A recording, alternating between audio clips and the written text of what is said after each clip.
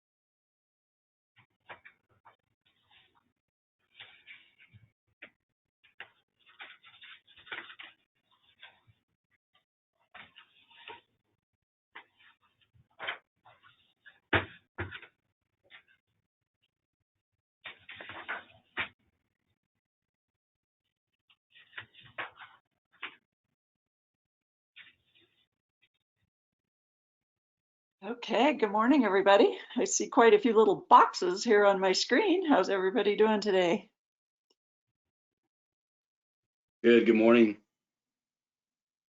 Morning, Scott. Good morning. Morning, James.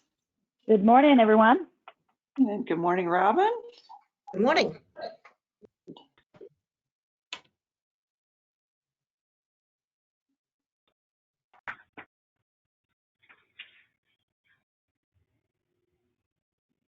Ed, I see your name up on the little screen. I guess is Commissioner Landry with you, or is he logging in separately?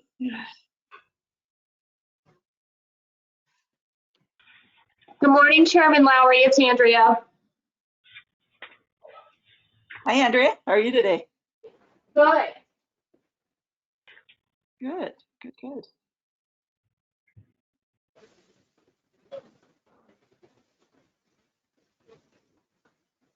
Hey, Sue, Pat Landry with Louisiana. Oh, I'm sorry, Ed. I heard something very faint. Hey, Sue, this is Pat Landry with Louisiana. Just wanted to let you know we're here. Oh, good morning. Thank you. And um, I can hear you, but just sort of kind of barely. So I don't know if there's a way to get maybe a little closer to your mic, but Hey, Sue, I think we're having a mic problem. We're going to log out and log back in using our phone.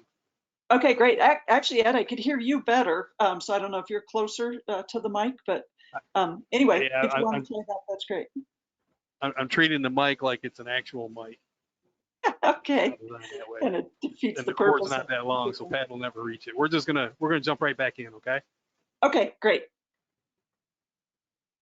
Morning, Sue. This is Rob Zier with USDA and RCS. Morning, Rob. And you'll be making the presentation then for when we get to that part of the agenda? Yes, ma'am. Okay, great. Glad you could join us. See a couple more screens coming on here. So Good morning, Sue. This is Sean Jackson with Arkansas. morning, Sean. We seem to be having some computer issues. So for right now, I'll just stay on the phone. Okay, that's great. Yeah, we could hear you fine from Okay. whatever you're doing now. It sounds good. So Okay. Thanks. you bet.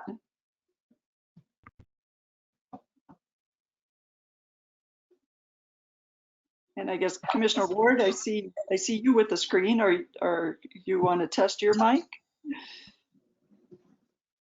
Yeah, hopefully it's going through okay on my end, I hope. Yep, you sound great. Great, thank you. Chairman Lowry, this is Andrea. I see just for minutes purposes, we have under the people that are attending a call number 2 and a call number 3. Could I ask those people to identify themselves so I can make that note in the minutes? You And now bet. yeah. So one of those was Sean Jackson from Arkansas. Okay. And I guess, Sean, if you want to unmute again, we'll see which caller number you are. Okay, I'm unmute. Okay, you're caller number 2. Okay. So then I do see one other phone that just says caller number 3, if that person could identify themselves.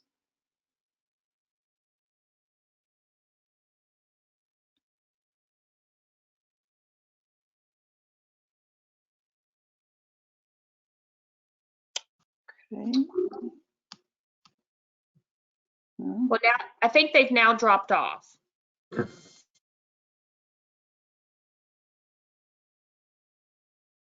Okay, so whether that was somebody also called in or. Right. I can't believe that we had people wanting to crash this meeting, but I guess one never knows. Excuse me, just for full disclosure, this is Nathan Cooner here in Oklahoma, and that was me. So I apologize. I struggled with getting the Go meeting to work at first, so phone was a backup. So it's Oh, off. great. No, Okay. thanks, Nathan, and certainly no Yeah. problem to call in. I didn't mean to make Yeah, light of that. But, Yeah, no worries at all. We just want to make sure we have everybody on the minutes. Thank you. Thank you. You're welcome. Okay, good. And I do see Ed back on. So just as we're kind of getting going here, not to take too much time, but I think it is worth it to go ahead and just, Andrea, for your purposes, as well as everybody else, we do have some new folks. Maybe before we start to do introductions, I'll just extend a welcome to Robin Phillips, who is our newest commission member. We have, of course, will all feel the loss of Commissioner Siebman, but Texas moved quite quickly. And Robin, appreciate you getting named and officially confirmed by the Senate. So maybe if you want to just take a couple of sentences to let us know an introduction for you, that'd be great. Well, thank you, Chairman Lowry, and it's my great pleasure on behalf of the state of Texas to welcome everyone to the second annual and hopefully last virtual meeting of the Red River Compact Commission. And I am Robin Phillips, and I live in Grayson County. I've lived in North Texas my whole life, and although I was born and raised in Dallas, my family has owned land in Cook County, and we have ranched that property since the 1800s. I might have it on all of you. I have actually waded across the Red River in the early 90s. The water level was quite low. There was no swimming, but I did wade across. So this is the Red River area is my hometown. I'm a realtor, and I have a varied real estate practice of residential, commercial land, and primarily along the Red River counties of Grayson, Collins not a Red River boundary, Grayson, Fannin, Cook. I do dip into Collin on occasion. My husband and I have raised our family here and now enjoying our grandchildren here along the Red River. So look forward to working with all of you. Great. Thanks so much, Robin, and that long history. Certainly, it's just when it's in your blood, we appreciate all the wisdom and knowledge you have of the basin. So welcome. So maybe we'll just continue on with our Texas hosts. We very much appreciate all of the extra work that went in because of this virtual kind of work. So introduce Scott Van Winkle, who will be sitting in for Commissioner Baker today.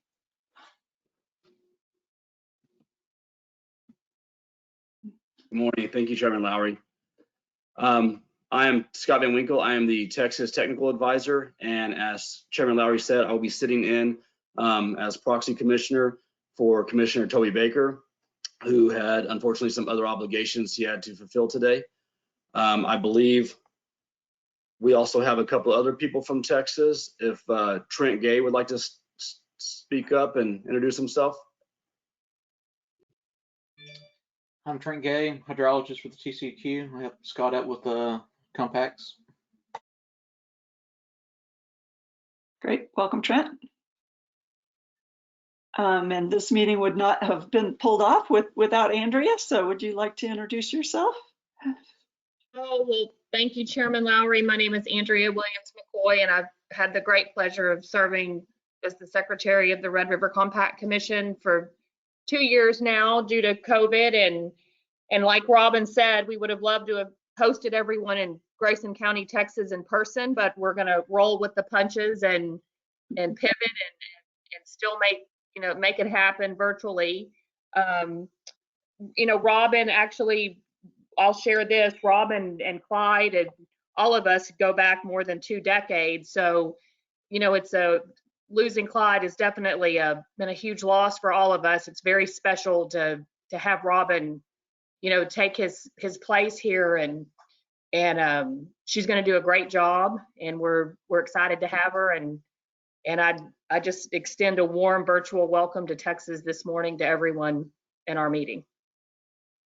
Great, thank you, and thanks so much for all of your efforts. And along those lines, would ask James to introduce himself. He'll be keeping us all on track with our great logistics. So thank you to you and the community college again for providing the go-to links.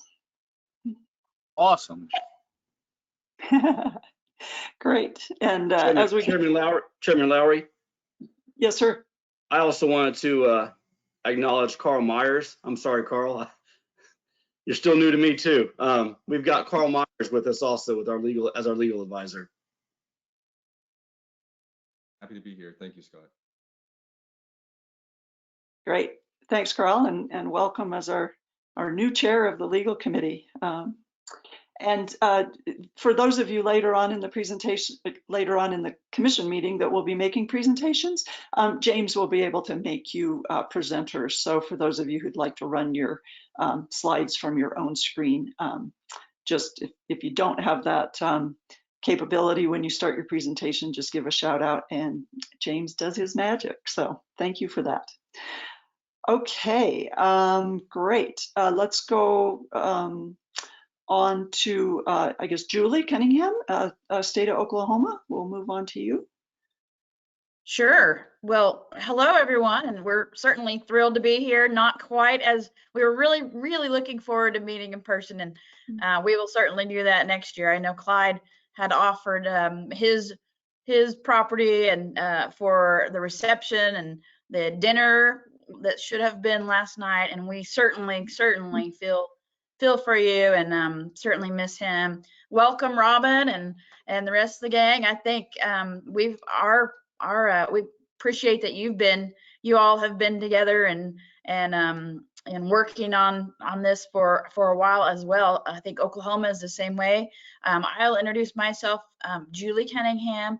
I'm with the executive director of the Oklahoma Water Resources Board. Been with the board for 26 or so years, through many of our programs, and been on this commission for, gosh, I don't know, probably 10 years. So I am extremely happy to be here. I will go ahead and let the rest of our crew introduce themselves. I see Bill and Sarah and Mary. So Bill. Good morning. Yes, my name is Bill Cothran. I'm the Chief of Water Quality for the Oklahoma Water Resources Board. Good morning, all.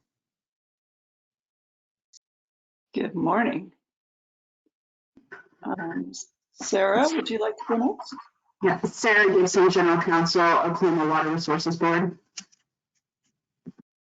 Great. And Johannes? This is Johannes, Chief Engineer for Oklahoma Water Resources Board. Great. And Mary, would you like to go? Mary Schooley, the Executive Secretary of the Water Resources Board, and I serve as Commission Secretary when Oklahoma is host. And I'd like to give a big shout out to Mary. She's done a great job of helping keep the directory up to date, which is a huge job, and appreciate you putting the final touches on the annual report that will be issued right after this meeting. So thanks, Mary, for all your good work. Am I missing anybody from Oklahoma? Yep. We've also got Chris Neal. Oh, Chris. Yes, my name is Chris Neal. I'm a division chief here at the Oklahoma Water Resources Board. Great. Welcome, Chris. Look forward to working with you. Chris will serve as on the budget committee, and then we our other commissioner, Commissioner Dobbs, was not able to make it, so he sends his apologies. Okay, we will mark him as absent. Thank you. Okay, Commissioner Ward, we can move on to Arkansas. Great, and thank you, Madam Chairman, and good morning to everybody. So I just want to say it's great to be with you on West 4 from the Arkansas Department of Agriculture, and we've got several of our folks as well from within the Department of Agriculture, as well as Jennifer Sheehan from Arkansas Game and Fish Commission, who's on as well. But I'll turn it over to Ryan Benefeld, who's the Deputy Director for Natural Resources Division, to make additional introductions. All right, thanks, Wes. First, I need to say we are out of internet here at the office. So this is going to be fun. hotspot right now, so I don't know who else is able to connect, but I just had to switch over to hotspot. So if we just go away, we'll try to call in to just the number. But I'm Ryan Benefield. I'm a Deputy Director here at the Natural Resources Division of the Arkansas Department of Agriculture, and I serve as Treasurer for the Compact. And if Ken Brazel, if he's able to introduce himself, he may or may not be able to talk. We'll see. If not, he is here representing us. And his mute went off. So, Ken. Good morning. I'm Ken Brazel at the Natural Resources Division under the Department of Ag here in Arkansas. Working the state water planning, been involved in the commission for a long time. So glad to be here, and that's it. Great, thanks, Ken. And Sean is trying to get on, or is on. Sean Jackson. I'm on. Hi, I'm Sean Jackson. I'm a program coordinator with the Department of Ag Natural Resources Division. Great, thanks, Sean. And then Jen? April? Maybe April too.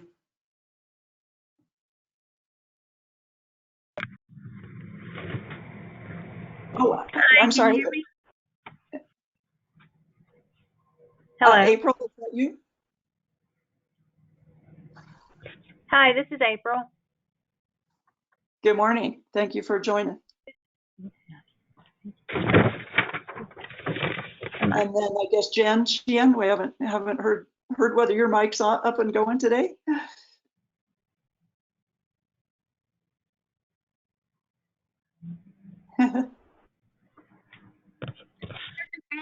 Could I get the last name for minutes purposes for April? I think she would showed up as caller 5. It was April.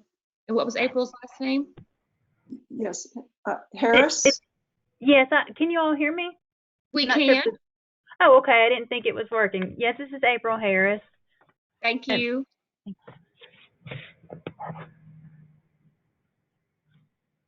And Jen, I'm so sorry. We can see that your mic is getting turned on and off on the little screen, but we can't hear you. So Andrea, for your purposes, Jennifer Sheehan, she's with the Arkansas Game and Fish Commission. Is it commission or department? Okay, thank you. Thank you. And then we will move on to Louisiana. So Commissioner Landry, maybe your whole gang is in one room there. You take me off mute. We're good. Okay. Hey, this is Pat Landry with the Department of Transportation Development. I have with me Mr. Ed Knight. Most of you know Ed. He's the state dam and levee safety manager for the state of Louisiana. I also have Miss Michelle Hall. She's with the Attorney General's office for the state of Louisiana. So we're happy to be here. I believe there's a couple of other people from Louisiana. I'll let them introduce themselves. John Michael, you're on, I see. Are you there? I am here. Good morning, everybody. John Michael Moore. I live up in Northwest Louisiana. Robin, like you, I too have walked across the Red River, even in Shreveport. Was able to do that a couple of times before the locks and dams were done. So I appreciate Texas hosting us today and looking forward to being in person next year. And Sue, I believe Rich Brontoli is also here.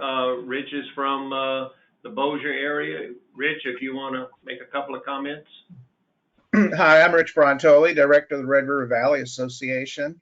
And your report I had submitted is in your packet, but I'll go over a couple of the items during the meeting. Thanks. Great. Thank you, I'm Rich. not sure if there's anyone else from Louisiana. If they are, I apologize. I don't see anyone that I recognize right offhand. Who's that? Hey, this is me. Hey, Mr. Landry. Alicia Warren. I'm the General Counsel for the Department of Transportation, and I work with Ed and Mr. Landry here in Baton Rouge. Great. Thanks so much, Lisa. Sorry about that. I didn't see you on the board there, Alicia, but glad you could join us. Yeah, Louisiana is in the house, and we're happy to be here. Thank you. Great. Thank you. And then I think to round out our other participants, I'll just call your name if that's okay, and then you can unmute so we can hear your voice. I'll just start down through the list as I have it. Jason Lewis. Yeah, good morning. This is Jason Lewis. I'm from the Oklahoma Texas Water Science Center, and I'm out of Oklahoma City. Thanks. Great, thank you. Mike Abadi. Good morning, everybody. This is Mike. I'm with the Tulsa District Corps of Engineers. I'm Chief of Civil Works. And, you know, the Tulsa District has the Red River Basin area of Oklahoma and Texas.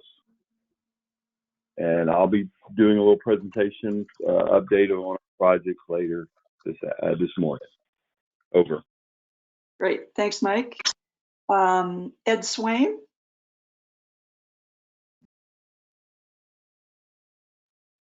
Hi, this is Ed Swaim. I work with the Biomeda Water Management District, which is in the Arkansas River Basin, but I used to work for the Natural Resources Commission in Arkansas and supported the work of the Red River Compact, and like just to stay involved and informed. Great. Good to hear your voice, Ed. Glad you could join us. So, Rob. Good morning, Rob Zier. I'm Assistant State Conservationist for Partnerships for USDA Natural Resources Conservation Service, and I am stationed in Temple, Texas, and I will be providing the updates for all 4 of the NRCS state offices. Thank you. Great, thank you. Christy? Good morning. I am Christy Oates, the State Conservationist with USDA Natural Resources Conservation Service here in Texas. So happy to be joining you this morning. Great, welcome. Thank you. Christopher Churchill.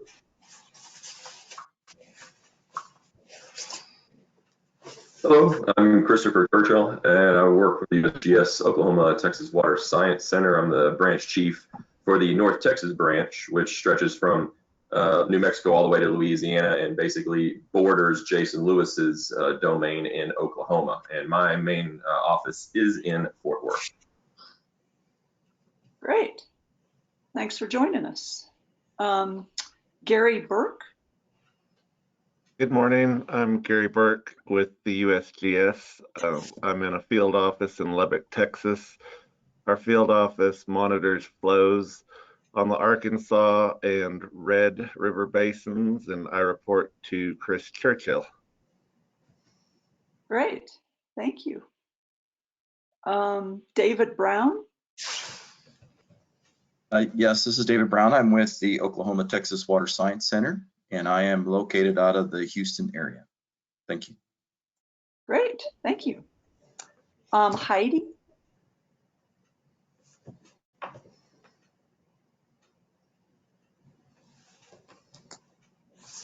Heidi Stewart.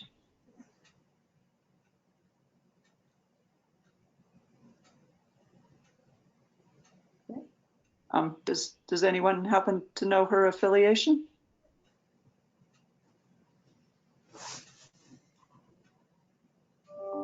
Chairman Landry, this is John Michael. Heidi is with the Louisiana Watershed Initiative, the Region 1, which is Northwest Louisiana. Great, thank you for that. Maybe her, just her mic's not connected or something. So thanks, John Michael, appreciate that. Nathan. Hi, good morning. This is Nathan Kunert. I'm with the U.S. Bureau of Reclamation. Our area office is the Oklahoma, Texas area office. We have an office in Austin, Texas, as well as a field office in Oklahoma City, which is where I'm located out of. So our primary focus really is on the entire state of Oklahoma, most of Texas and southern Kansas. So in addition to the 11 major meat and potatoes projects that we manage, like the large reservoirs and irrigation projects, we're really a contemporary water agency. So we're working like with the USGS, with the Oklahoma Water Resources Board, and other partners to figure out how to stretch a water supply. So thank you. You bet. Thank you. Randy Whiteman? Yes, this is Randy Whiteman. I'm the general manager of the Red River Authority of Texas, and I work pretty closely with Mike Abadi and Rich Frontoli with the RRVA, and Rich is going to fill you in on some of the projects we got going. Great. Glad you could join us. Marla?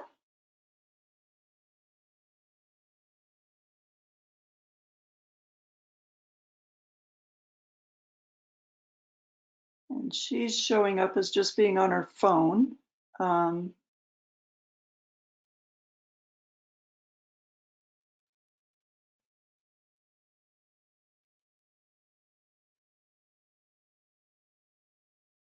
And I know Marla's in my distribution. I want to say Peak. Is that the right last name? P-E-E-K? Yes, that's it. Yeah, Great. Oklahoma Farm Bureau.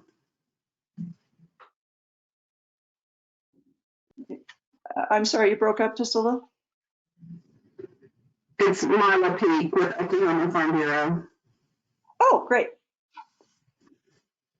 Appreciate that. I don't see these names all the time. I apologize for not remembering your affiliation. So thank you and welcome today. Michael Bynum, I don't believe we introduced you with the other state folks. Good morning. My name is Michael Bynum. I'm counsel for the Arkansas Department of Agriculture. Great. Did I miss anybody?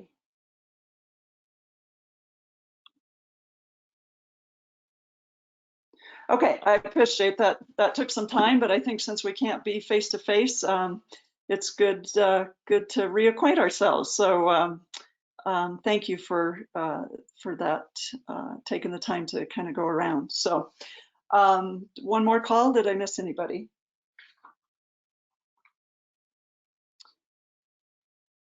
Okay, before we launch into the main part of the agenda, I guess I'd just like to sort of take the chair's prerogative, if you will, and just ask that we just take a moment of silence to reflect on our relationships with Commissioner Siebman, Commissioner Gibson, and Kent Wilkins, who worked on Julie's staff.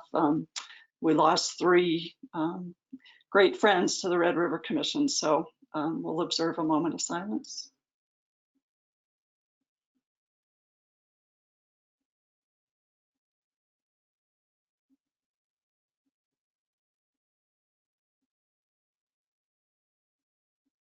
Well, thank you very much for that. We'll miss them. Our lives were enriched by getting to know them. So thank you for that. So the agenda that was circulated by Andrea, are there any additions anyone would like to make to the agenda?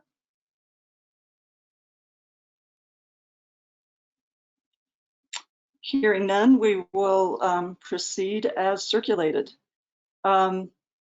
Also included in the packet was the minutes from last year's virtual meeting. Again, thank you, Andrea, for putting that together. I would entertain any edits that anyone saw.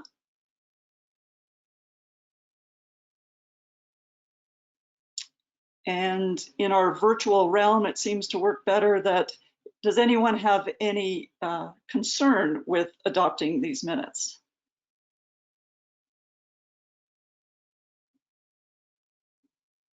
Okay, they stand approved.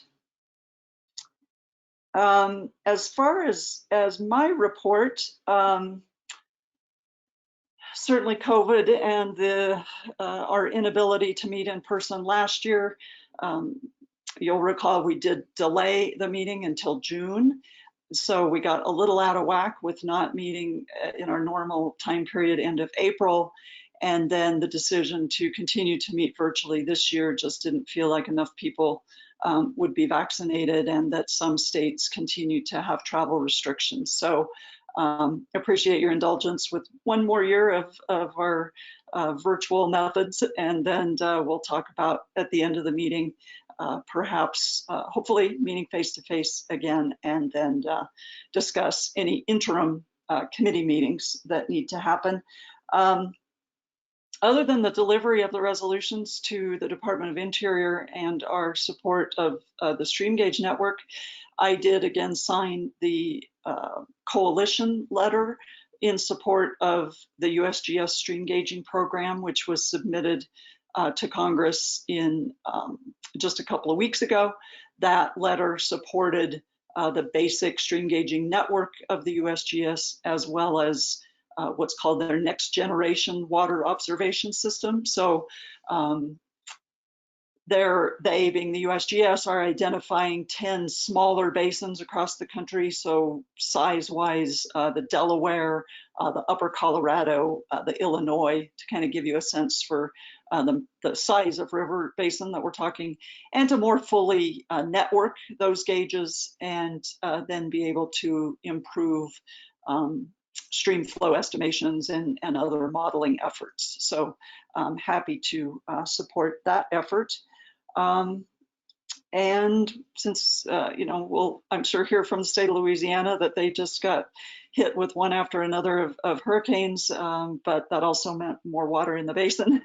So we heard during our our committee meetings yesterday that there were not many days and no consecutive days that met the criteria of the commission of the compact as far as low flow at the various gauges specified by the compact. So that part was good news. So unless there's any questions, I think that concludes my report.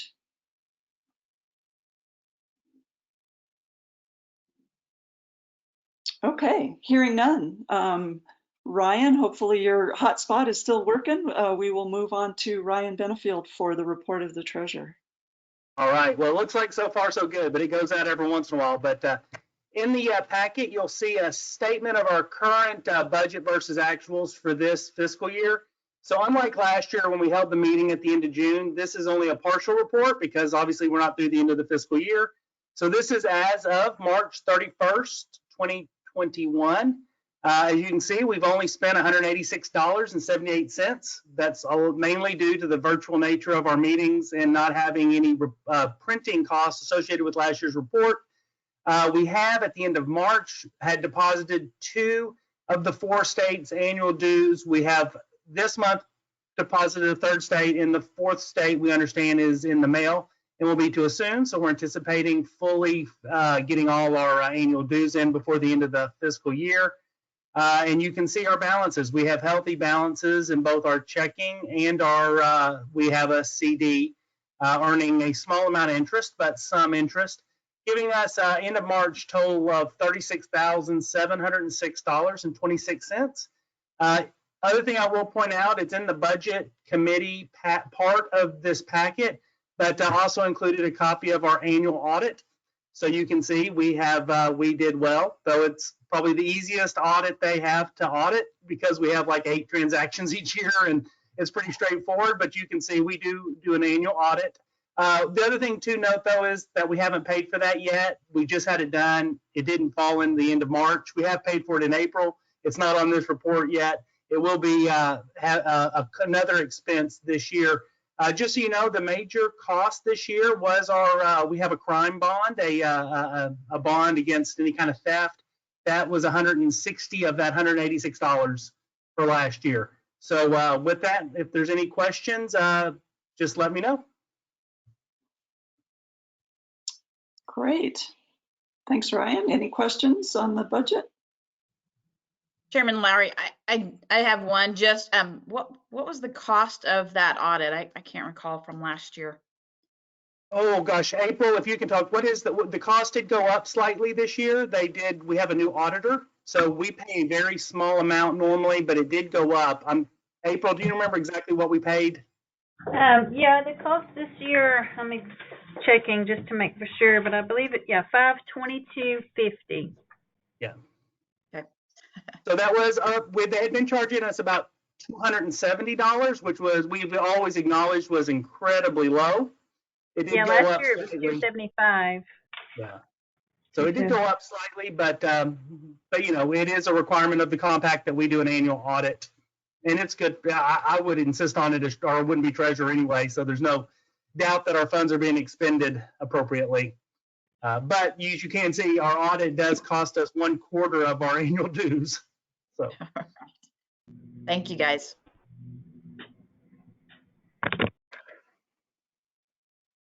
Great. Any other questions? Great. Well, Ryan, April, the Arkansas team, we very much appreciate you continuing to be treasurer, and back when Ed Swaim was treasurer for so many years. So thank you to all of you for that contribution to the Compact Commission. Okay, we'll go ahead and move into the report of the commissioners then, and we'll just use the order on the agenda. So we'll start with Texas. Thank you, Chairman Lowry. Good morning again. I'm just going to give a quick update of the goings on, basically the status of the state of Texas. Looking at weather and drought conditions, as of April 20, 2021, the United States Drought Monitor shows 88% of the state of Texas is in some level of drought, with 37% experiencing severe to exceptional conditions. This is up significantly from a year ago when only 28% of the state was experiencing some level of drought. The extreme to severe drought conditions are occurring in the West Texas and Panhandle regions of the state. This includes the upper reaches of the Red River, resulting in 77% of the Red River Basin experiencing drought conditions, with 23% being extreme to severe. In comparison, the most eastern reaches of the Red River Basin, as well as the Sulphur River and Creek basins, are currently experiencing no drought.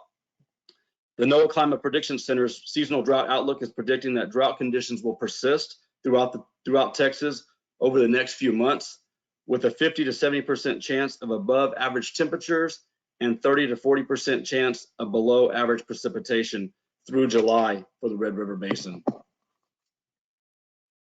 Looking at the Texas Water Plan of 2017, Texas state water plans are based on future conditions that would exist in the event of a reoccurrence of the worst recorded drought in Texas history, known as the drought of record, a time when generally water supplies are lowest and water demands are highest.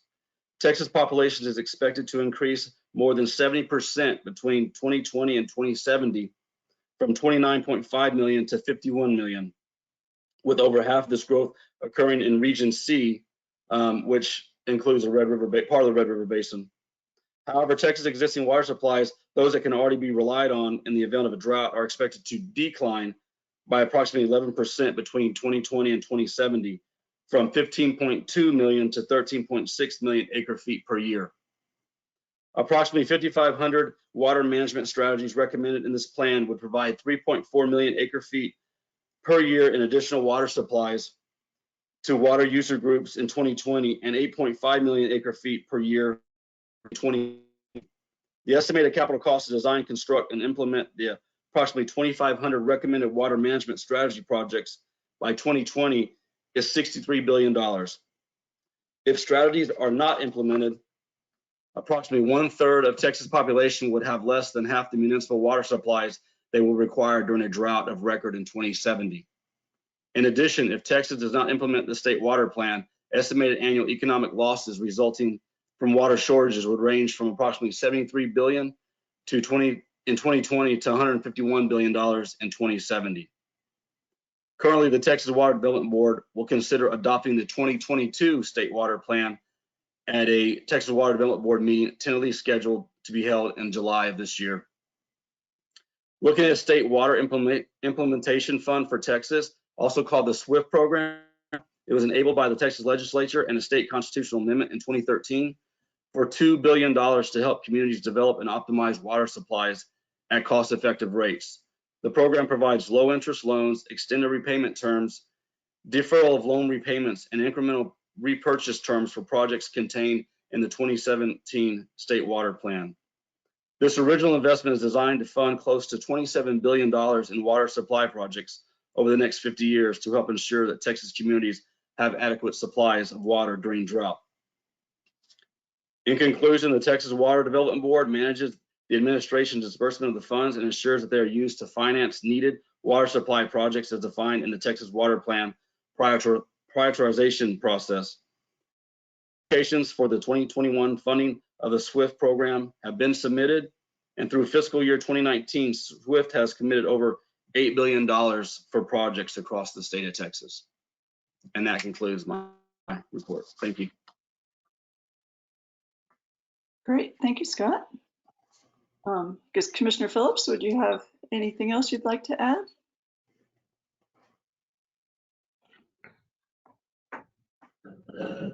Yes, thank you. I just wanted to just make another comment about Clyde Seidman and how quickly we lost him and the work that he had done in preparing for this meeting, along with Andrea McCoy.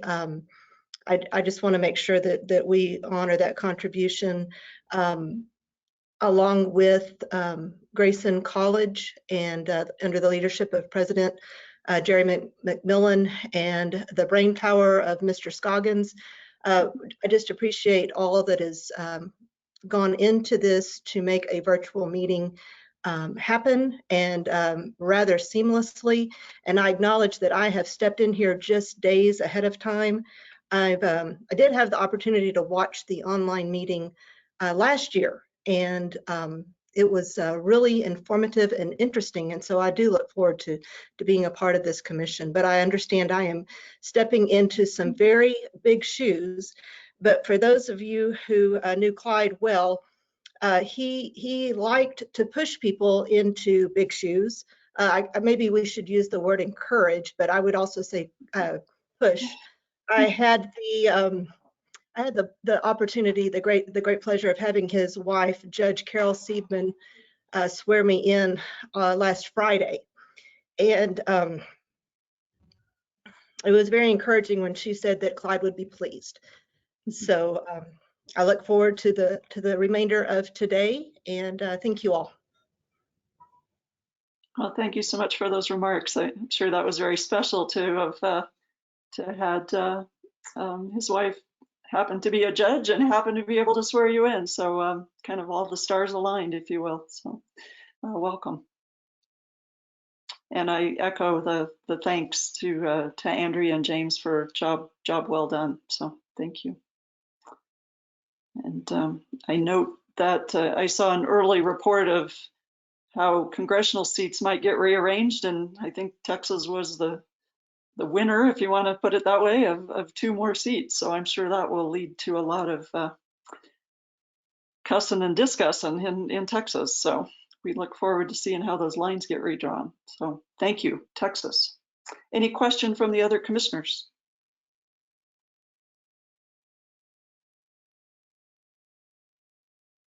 Okay, thank you very much. We'll move on to Oklahoma. Julie. Well, thank you, Chairman Lowry. And again, I just want to say right up front, we certainly appreciate you all hosting. I know it's a lot of work. We certainly miss Clyde. We certainly miss everyone for, that we typically are able to gather for dinner the night before and really feel like we've developed some really strong relationships. So it's great to see everybody today, and certainly feel your pain. We lost our Kent Wilkins as well. Some of you had the pleasure of meeting him. He was a great spokesman for the state. I know, I think if you've met him, you'd know it. And if you've met him, you've probably karaoke'd with him if that was if that was on the agenda. It was always on his agenda. So we certainly miss him and his contributions, and can understand yours as well. So I'll just dive right in. I typically start my report with the same sort of drought outlook. I think we're certainly seeing the same long-term outlook as far as above average temperatures for the next several months. I was I was with, joined a meeting, actually Interstate Council on Water Policy and Western States Water Council meeting. Some of you might have been there, but they were, NIDIS was talking about, the long-term drought in the whole Western United States. So we're certainly buckling down for that. Right now we're seeing drought develop in the Panhandle and in Southern Oklahoma, as is typical. So certainly we'll have our eye on that. That takes us right to the comprehensive water plan. I think I reported out last year. We are going to be launching into our 10-year update. So the water board is required every 10 years by statute to update this plan on it for the whole entire state. So we've got our executed agreements with the Corps of Engineers, so the Corps through the PAS program typically helps fund. I think the last plan they funded half of the work, and so we're certainly the other half is typically paid for through a special appropriation through our gross production tax, and so we're anticipating that continuing. This 10-year update will include a public engagement. As is typical, this one is going to be certainly pointed towards certain water use groups and certain high growth areas as far as population goes. And so that we are looking forward to that, as well as continuing. We had 8 primary priority recommendations that were proposed in the last plan that were proposed by the stakeholders. We had an extensive 4-year process, came up with several important recommendations, which we're still implementing on a statewide basis. For instance, our beneficial use monitoring program, funding or backing at least security for our financing programs, completion of all of the studies, the hydrologic studies of all of our major basins and minor basins, groundwater basins across the state, to assess and to quantify the water available. So we're actually allocating water based on those complex hydrologic studies and the models that are produced. So we're certainly still working on all of those projects. The emphasis in this 2025 plan will be on infrastructure across the water spectrum. So instead of just the whole, the drought and public water supply and agriculture, et cetera, it's certainly going to be flooding and looking at our infrastructure, looking at our, trying to really get as fine grained as we can on assessing, for instance, lake and groundwater storage, flood control infrastructure needs, water reclamation systems, and then certainly our water conservation. Agriculture in Oklahoma is the #1 water use, as well as the second then would be public water supply. So we're certainly working with our ag community.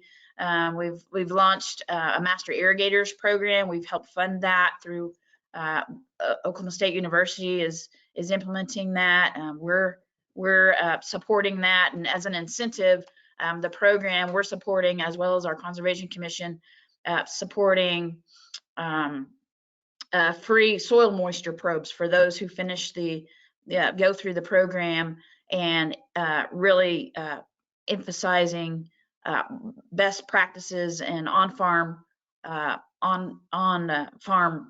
irrigation water management practices. So that's going well. We're going back to the legislature. The Panhandle Water Irrigators Group is interested in a request to our legislature this year to continue that funding and hold another class next year. So we're excited about that.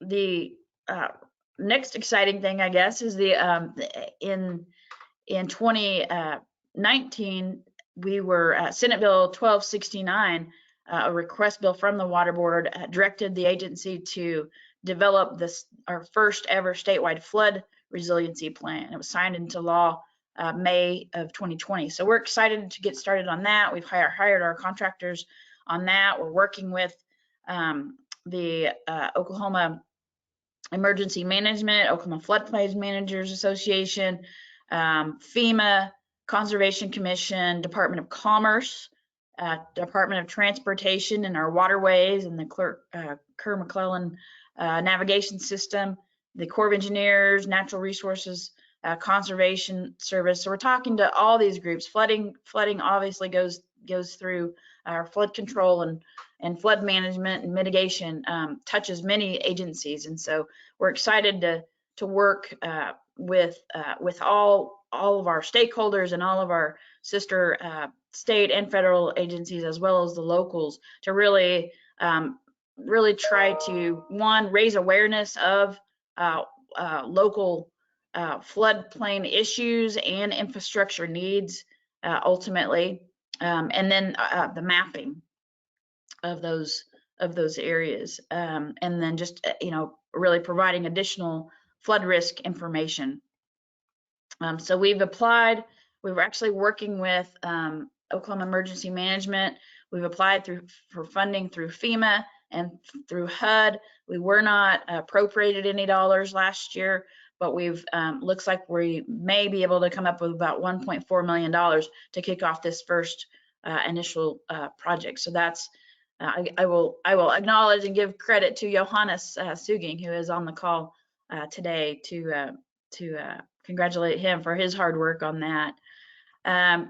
Quickly, we've got a strategic partnership alliance that that I think I mentioned last year. We're working through the governor's office and the Secretary of Environment, Energy and Environment, our Department of Environmental Quality, as well as the Rural Water Association. And this year we've added the Oklahoma Municipal League. So we're really trying to hone in and trying to be more collaborative about combining resources to improve the sustainability of rural and small community water and wastewater systems. Our Rural Water Association and Municipal League, they're the ones that are closest to our small, especially our small systems. And so there's some, we just see an opportunity to leverage funding and really concentrate on system mapping. I think Bill Cothran mentioned yesterday in the committee meetings that, these systems, we're doing a lot of the mapping as well for things like water lines and sewer lines. And as people retire from these small communities, these small systems, they certainly don't have those maps and don't know where their water lines and infrastructure is. So we're working on that project, as well as the Oklahoma Department of Environmental Quality is really concentrating on the leak detection. And so that is a big, obviously you all know water loss is an aging infrastructure is a big deal. And so we're concentrating on mainly those two things as we help small communities deal with their infrastructure issues. And then, as far as our water infrastructure programs, we have surpassed the $5 billion mark in financing. We've maintained our AAA rating through the COVID and the pandemic. We weren't really sure how systems were going to be in communities as far as repayment and struggling to pay their bills. And so far, we've not seen. Actually, this year we've completed since July. July through December completed 8 bond issues for $360 million, and we did over 60 loans last year for $416 million. So there's certainly a demand. I'm assuming that's because the low interest rate environment that we continue to be in.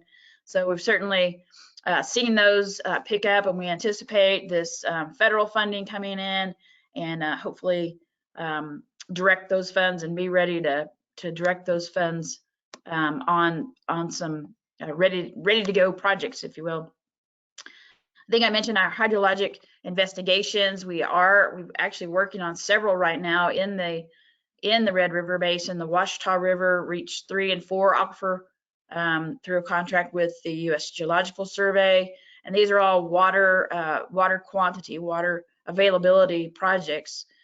So right now we've completed the Washita River alluvial aquifer reach 1 and the Salt Fork of the Red, and then we're working right now on the upper Red River Basin for a 2022 completion, working with the Bureau of Reclamation and the Lucas Altus Irrigation District, as well as Mountain Park District. So we're glad to partner there. We've got some really good models being developed, as well as legal review, and trying to make sure that those basins are sustainable.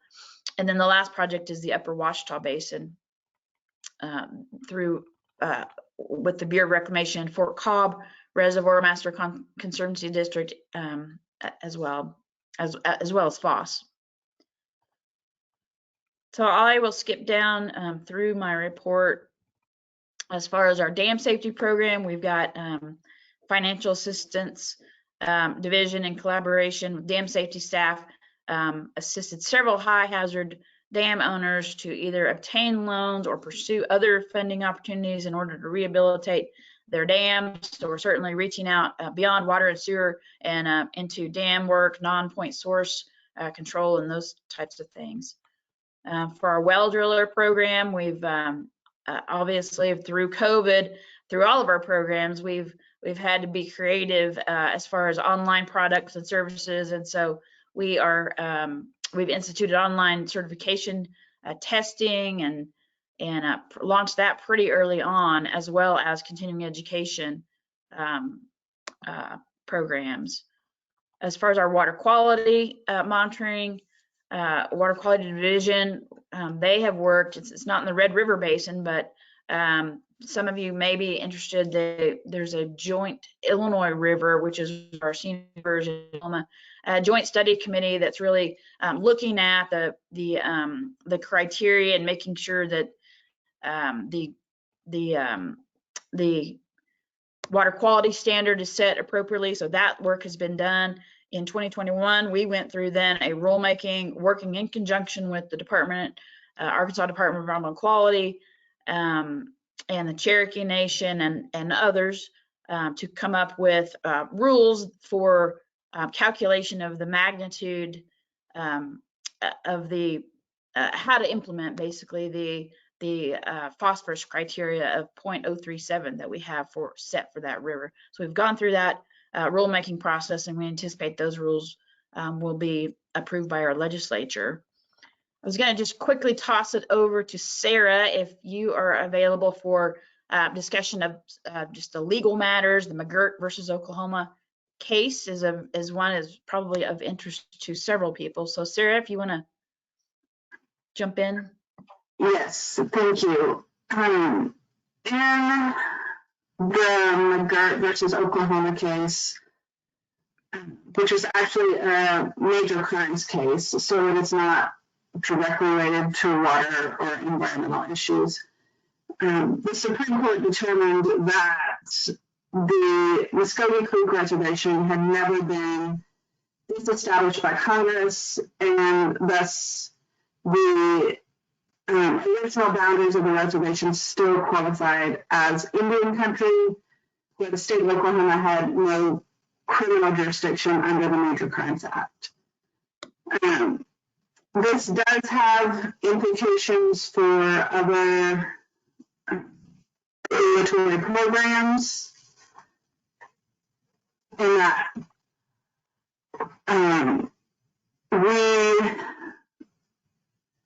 for federally delegated programs, we'll probably be sorting out in the future whether the federal program has jurisdiction or the state program. As far as water quality standards, we have some special legislation that allows the state, upon request, to administer our water quality standards in Indian country. We have made that request. That request has been approved by EPA. So for the time being, Oklahoma is still implementing its water quality standards throughout the state, with the exception of trust properties. And for this compact's interest, as far as water rights goes with McGirt, we have entered into a settlement agreement over water rights with the Chickasaw and Choctaw Nations. That settlement has been approved by Congress and is nearing finalization. So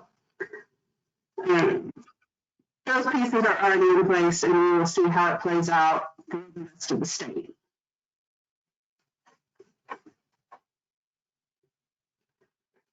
Okay, thank you, Sarah. And I think someone asked for a citation as well on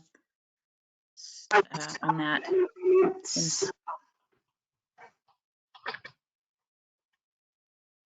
You're breaking up a little bit. If you just want to add it to the I'll put it in the comment chat, that would. Okay. And then the last thing I had, just legislation. We are looking at our legislative session is on right now, moving through the process. We've gotten some bills that we are certainly still tracking. One is this is a bill actually requested by the Secretary of Energy and Environment, directs the Water Board to basically update our water quality standards to allow for the development of a nutrient trading program. So this is something we don't have, doesn't exist right now. Certainly looks like that's going to be approved by the governor and the legislature.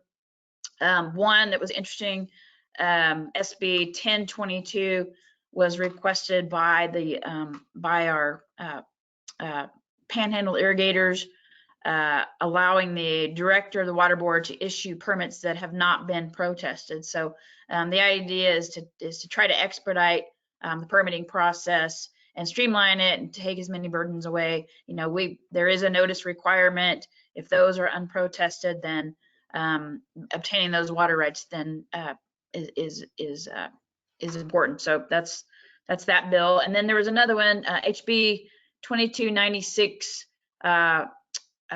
recreates the Red River Boundary Commission. Some of you may be involved in that for the purposes of reviewing the Texoma area boundary of the Red River. And I think, Sarah, you may have a few more words on this one. You've been a little bit more familiar with it, but basically continuing work on the actual boundary issues. I believe it's in regards to Denison Dam. Matt?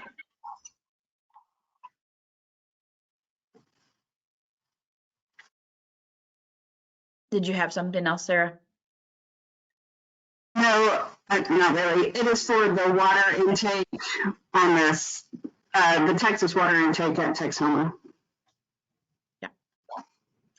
Okay, so Chairman Lowry, that concludes my report. Great, thank you very much, Sarah and Julie. Got lots going on, so thank you for that update. Any questions for Oklahoma?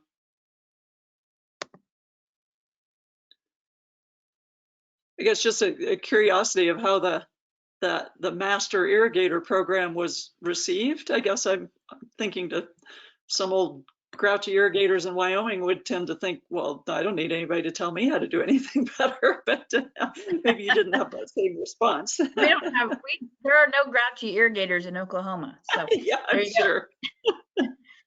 No, we actually, so the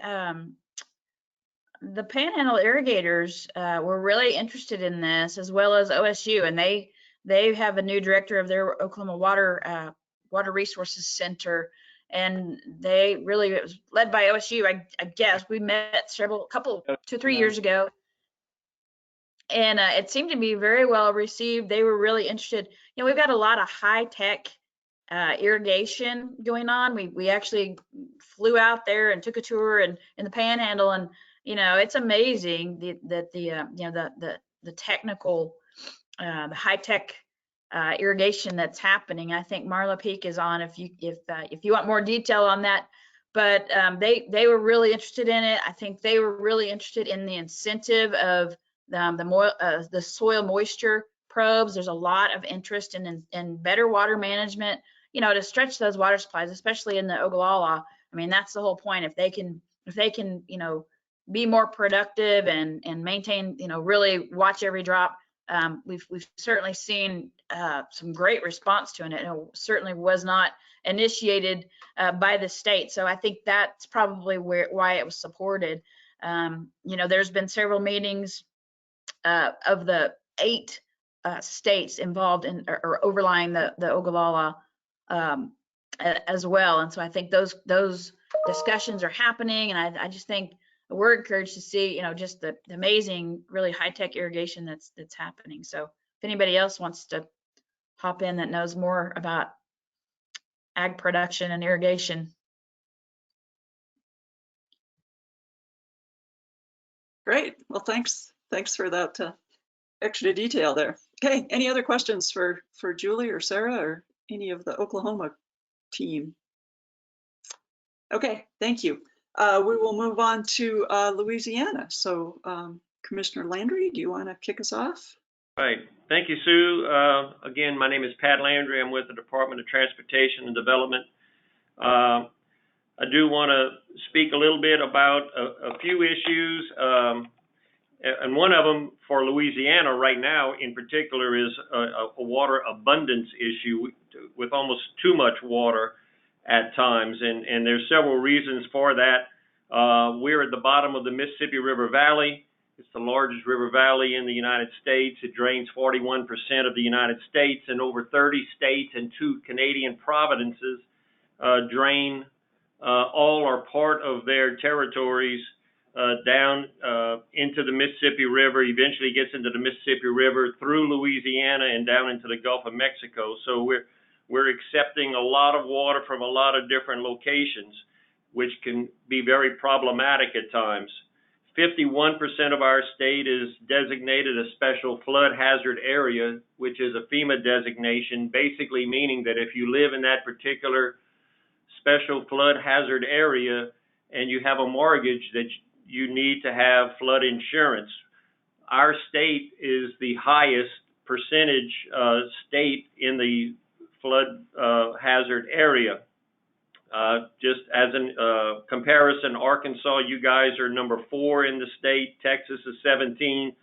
Oklahoma is 21. And Sioux, Wyoming is number 50. So I guess that's good news for you guys.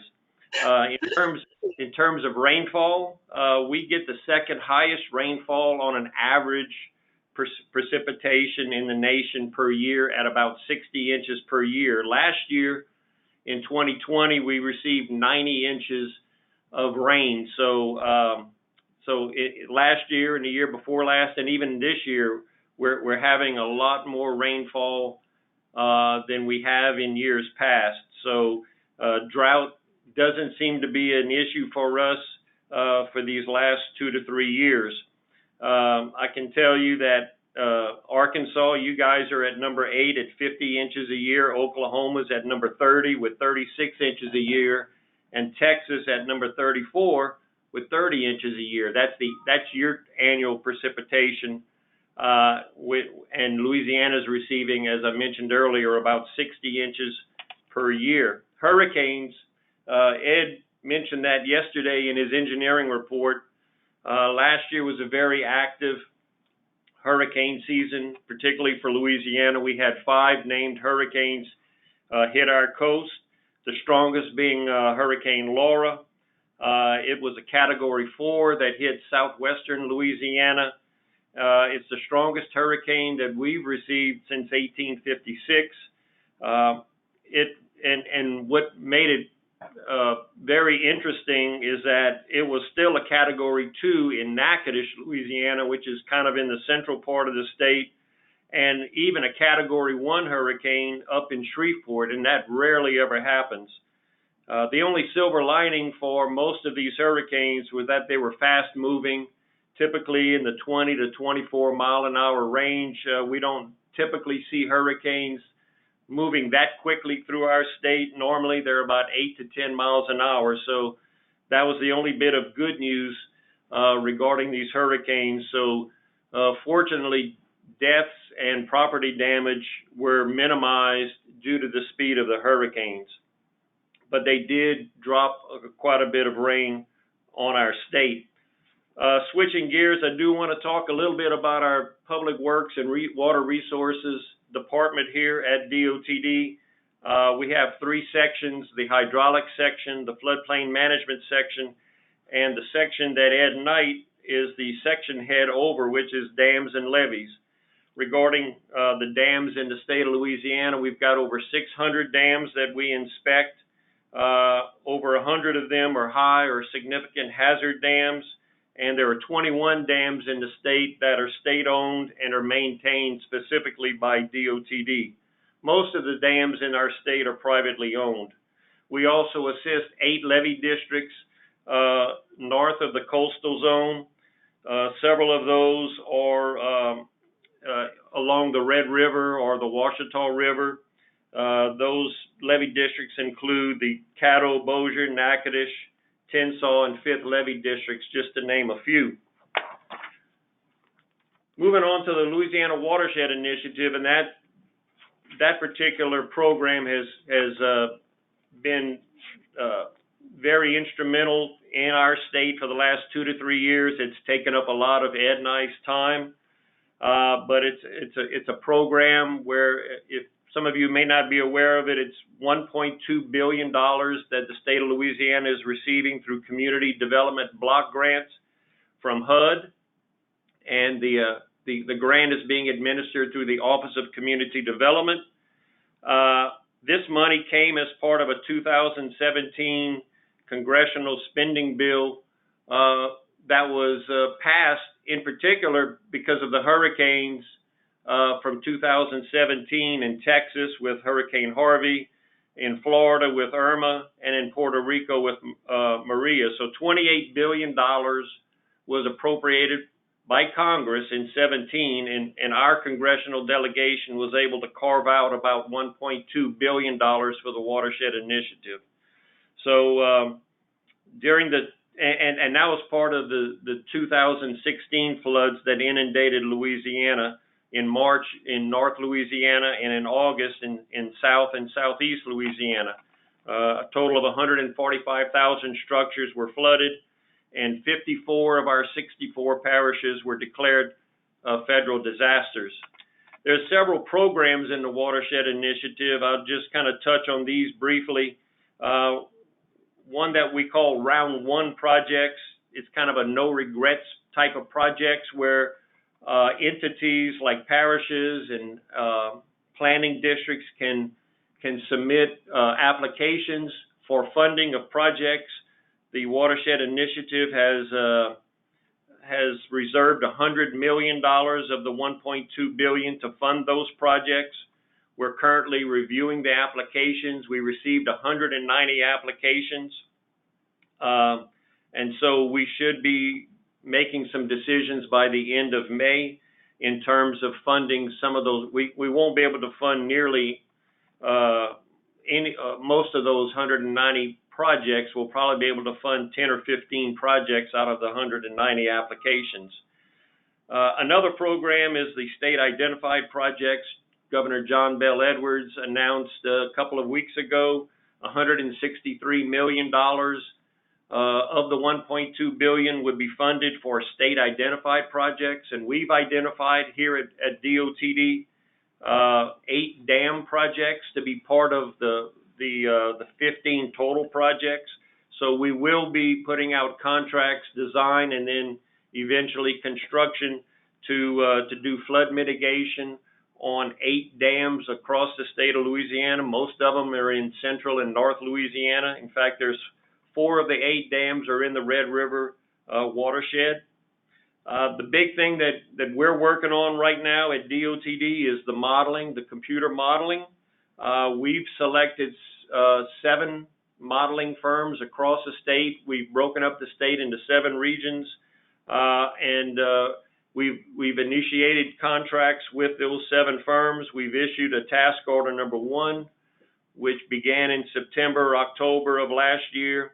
That is underway, and that first task order for modeling includes data collection and stakeholder engagement, model design strategy, and cost estimates. We're going to begin the modeling in earnest in June, July of this year. So within the next couple of months, we should be underway with issuing task orders to do modeling across the state. That should take about 28 months or towards the end of 2023. Regarding the Red River area, there's 3 regions across North Louisiana. Region 1, that is in the northwestern part of the state. Atkins is the consultant there. Freese and Nichols, was selected for Region 2, which is the north central part of the state, and then in the Ouachita area, the northeastern part of the state, the firm Wood Environmental was selected. So DOTD selected those firms based on their experience, their familiarity with the location, and so we're real excited to get started with the modeling. Again, that's going to take close to 2 to 3 years to get that modeling completed. Once the modeling is completed, what Ed has just put up on the screen, I don't know if y'all can see that, but nope, you can't see it. It was the map showing the 7 regions of the state. Once the modeling is completed, then communities and planning districts can submit projects. They can propose projects that we're going to get our consultants who are developing the models for these particular regions. They'll be able to go in and plug in the proposed projects and see what sort of effects, adverse or positive effects it'll have on a particular watershed region. I think we've got 5 to 7 years that we have to spend all of that money, so we are working towards that end. A couple of additional efforts with the Watershed Initiative, and Ed touched on that yesterday, is that we're flying a LiDAR across the entire state. Most of that is completed. We should be able to get that to our consultants to assist them with their modeling efforts. So that's ongoing. We are also upgrading our river and rain gauge network with some of that $1.2 billion. I believe we're adding a total of about 130 gauges. They will be deployed. Many of them will be in the Red River watershed, which I believe is fairly lacking. So that's going to assist us as well for modeling and into the future. Regarding stream flows at the Louisiana-Arkansas state line, as Ed reported yesterday, we're pleased to report that in 2020, all of the major tributaries like the Red, the Ouachita, the Buff, and Bayou Bartholomew all met compact requirements with a few minimal exceptions. And that in part is because we had so much water last year with 90 inches of rain compared to our annual precipitation of 60 inches. That and the 5 hurricanes that hit the state of Louisiana. We recommend again, as we did last year, that the legal committee meet during the coming year to evaluate the provisions in the Red River Compact to ensure Louisiana receives its fair share of water from Arkansas in the event of a below normal precipitation year. One last thing, the environmental report, I'll just touch on that briefly. We've got 126,000 miles of streams and 2,000 square miles of lakes and reservoirs in the state. DEQ, Louisiana's DEQ is responsible to protect the chemical and physical, biological integrity of these streams and lakes. They report that the water quality for the Ouachita River was acceptable. Last year, 4 samples of dissolved oxygen was taken between March and October of last year. So we're real pleased with that, as well as the water quality in the Red River was acceptable as well. And we get in more detail in the environmental report that we will be sending on to you guys in the next day or two. With that, that concludes Louisiana's report. Great, thank you, Pat. Any questions for Louisiana?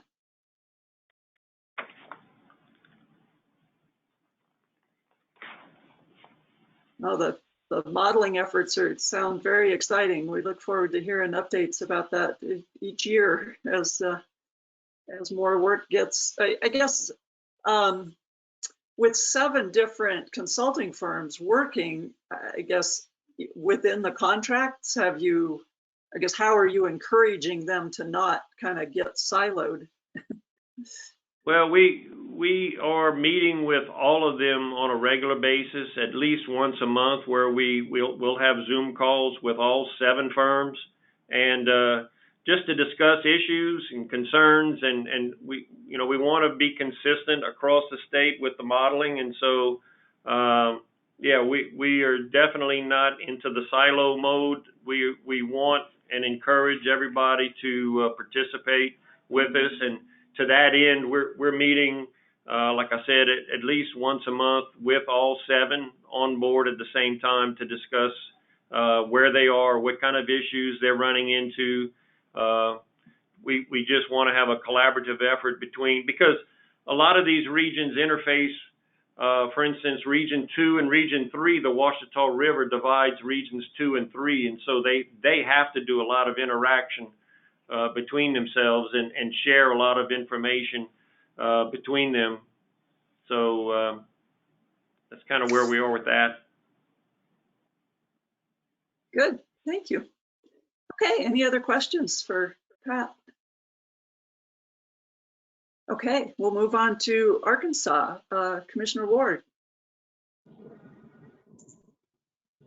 Okay, well, thank you, and good morning again to everybody. And just want to start by saying it was a pleasure. Really learned a lot just listening through the committee meetings yesterday, and just want to say thank you to our team and all the folks from Arkansas for all of their work on that effort. Ryan Benefield, Ken Brazel, Sean Jackson, Michael Bynum, April Harris, and Jim Sheehan.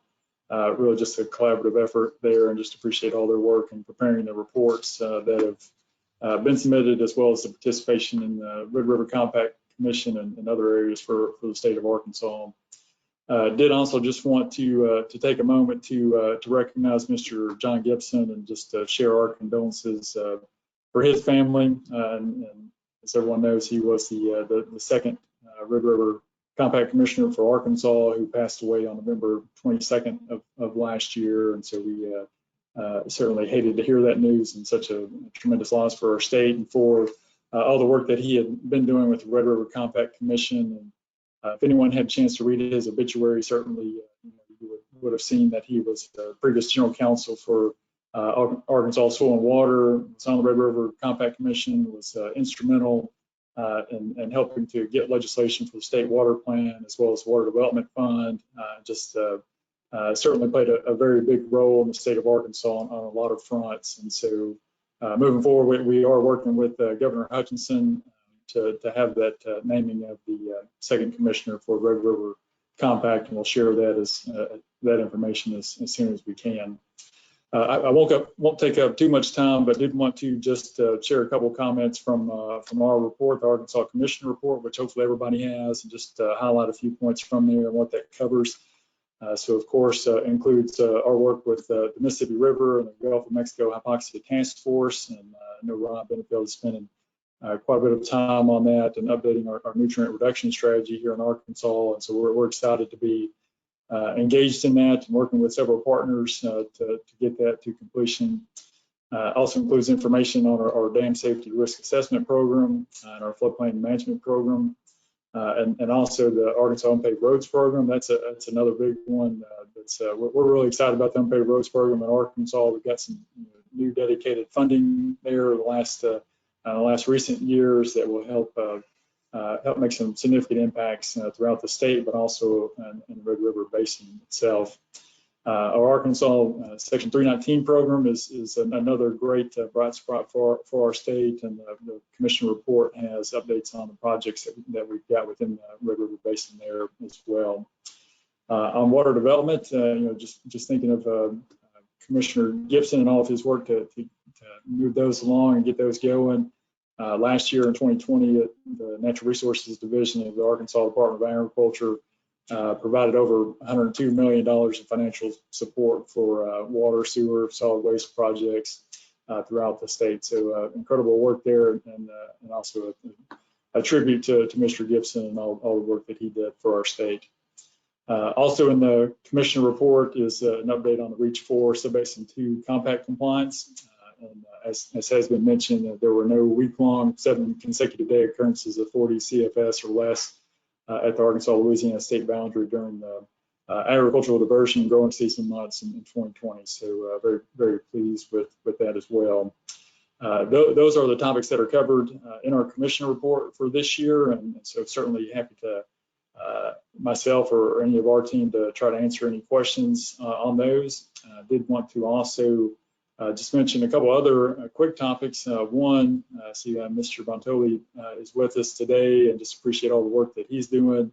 But just wanted to mention we continue to be engaged on the Southwest Arkansas Navigation Feasibility Study and working with the legislators and the governor's office on there and trying to utilize some previous funding that had been dedicated for a Three River study and trying to be able to use that, get that moved over to help fund that navigation feasibility study. So we'll continue to work on that. Yesterday in the committee meetings, it was talked about the zebra mussels, and so that's something that we from a Department of Agriculture are happy to partner with Arkansas Game and Fish Commission. They do a lot of great work there, helping to share that information when that came out, and to help with our those efforts to identify where those occur. It was confirmed in Arkansas, but Game and Fish Commission certainly moved very quickly to respond, and we were happy to help partner with them as much as we could on that. Last year at the commission meeting, there was also just some questions about feral hogs, and that's another, I say, certainly a negative aspect to our state, but a bright spot and just the collaboration and efforts that are going towards that. And certainly feral hogs, probably for all of our states, has a very detrimental impact on a broad variety of natural resources and agricultural production. So we have a feral hog eradication task force here in the state making great strides, and the majority of the feral hog removals are occurring for Arkansas, really in Southwest and Southeast Arkansas. So continue to see those efforts ramp up and making some really good progress there. So excited about that. But again, happy to answer any questions anyone may have. I guess I should just make one last note. We in Arkansas, we're getting very close to finishing our legislative session. We've got several bills, several acts now that will have an impact on our state's agriculture industry as broader natural resources as well. But one of those in particular was several bills that had an impact on levee districts, and really just to make it easier for them to be able to stay in compliance and make improvements.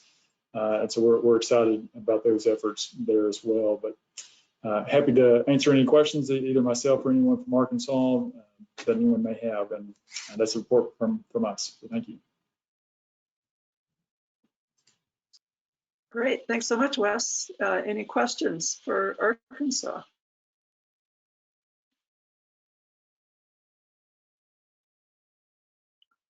Okay, well, thank you very much for all the state reports. Any other questions come to mind for any of the states?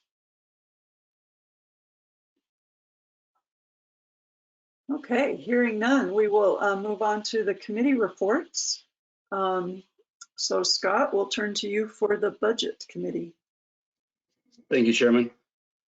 I'd like to once again thank our treasurer, Ryan Benefield, for developing the 2020 proposed budget. With that, I will go through what we talked about yesterday at the budget committee meeting. The 2022 proposed budget covering July 1st, 2021 through June 30, 2022. We have anticipated cash balance on July 1st, 2021 of $25,418.52. A certificate of deposit for August 17th, 2020 of $11,287.74. Proposed budget receipts, the annual dues from the 4 states at $550 each, totaling $2,200. With the total funds available, $38,906.26. Proposed expenditures, meeting expenses, $5,000, office supplies and expenses, $2,500, and the contingency expense of $16,000, for total expenditures of $23,500, with a balance of $15,406.26. Are there any questions regarding the budget, the proposed budget?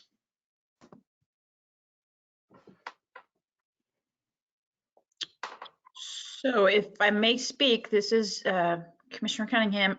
So just a question, I guess, on your proposed expenditures. are those typical? Have those numbers changed? I don't believe they've changed. Ryan may have more information on this. I don't believe they've changed in a few years. Okay. No, that's been consistent since I've been treasurer, and I think probably back when Ed was treasurer. Okay, I was just curious about. I'm sorry. Just curious about that contingency. Do we know where that? I don't recall that 16,000 number. I was just curious to know if you guys knew the background on that. That's been there since I've been treasurer. We've never touched it. We spent $186 so far this last year of our $23,500 budget. So I'm not sure if historically there was the thought that we might have something come up during the year. We honestly, if we ever have an issue come up, I usually poll the members anyway. The commissioners anyway, but that does, obviously, if we had something come up related to the compact that we needed to do, it's there. But like I said, I've never dipped into it. We've never gotten close to the other line items. So. Okay. Thank you, Ryan and Scott. Thank you, Commissioner. Any other questions? If not, I suggest the commission adopt the 2022 proposed budget.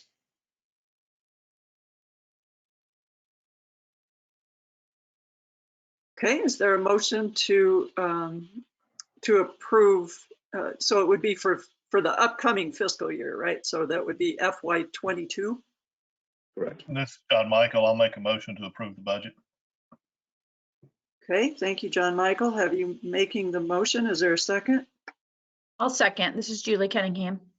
Okay, thank you, Julie seconds. Maybe we'll do the same voting protocol. Is there any opposition to the FY22 budget as presented?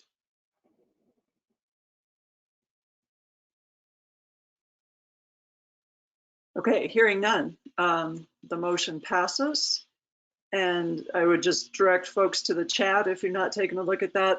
Ed Swaim, from his history with the compact, is offering up some thought as to where that contingency funding may have arisen and gotten into the budget to start with. So thank you, Ed, for that clarification. Okay, Scott, anything else for the budget? No, ma'am. Thank you. Okay, thank you. Many thanks to you as being chair and Ryan for your efforts with putting the budget together. Yes, thank you, Ryan. Okay, we'll move on next to the legal committee. So want to introduce Carl Myers, who not only is new to the committee, but stepped right in and chaired the meeting yesterday. So I'll let him give us a little background as to Heather's departure, and welcome to you, Carl.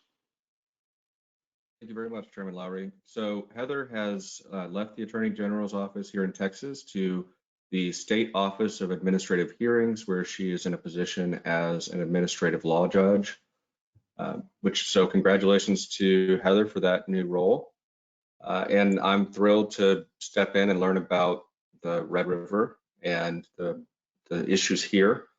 The legal committee did meet yesterday, and we talked about, in addition to my arrival and taking over for Heather, I think we had some updates to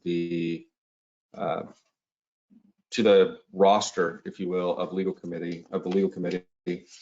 And we will be meeting this year because of the, I think, record 5 hurricanes that hit Louisiana last year, as well as some changes. We have not had a requested meeting of the legal committee.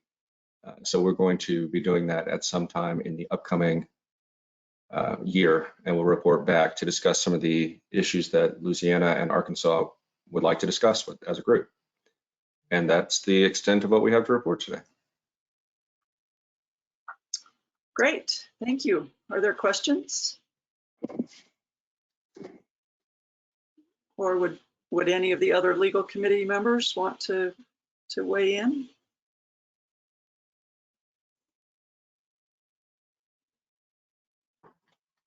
Okay, well, thank you for carrying this on. Yes, please. Chairman, I'm sorry, I was a little late with my mute button there. I don't know if the commission would like to vote on Louisiana's request to have the legal committee meet, or just some way be sure that it's included in the record in the minutes. So moving forward, we all remember what we were supposed to be discussing and what kind of resolution we were looking for. Yeah, I appreciate that, Sarah. And I don't know what's with your mic. At least for me, you kind of wake up. But I believe you were suggesting that we should for sure make sure the assignment to the legal committee gets in the minutes. Under new business, so item B under number 11, there is an item, commission assignments to the committees. And so I guess my intent was there to review any and all to the 4 committees. So if the commission is okay with deferring that action until the end, or I'm happy to entertain a motion now, whatever's the pleasure of the commission.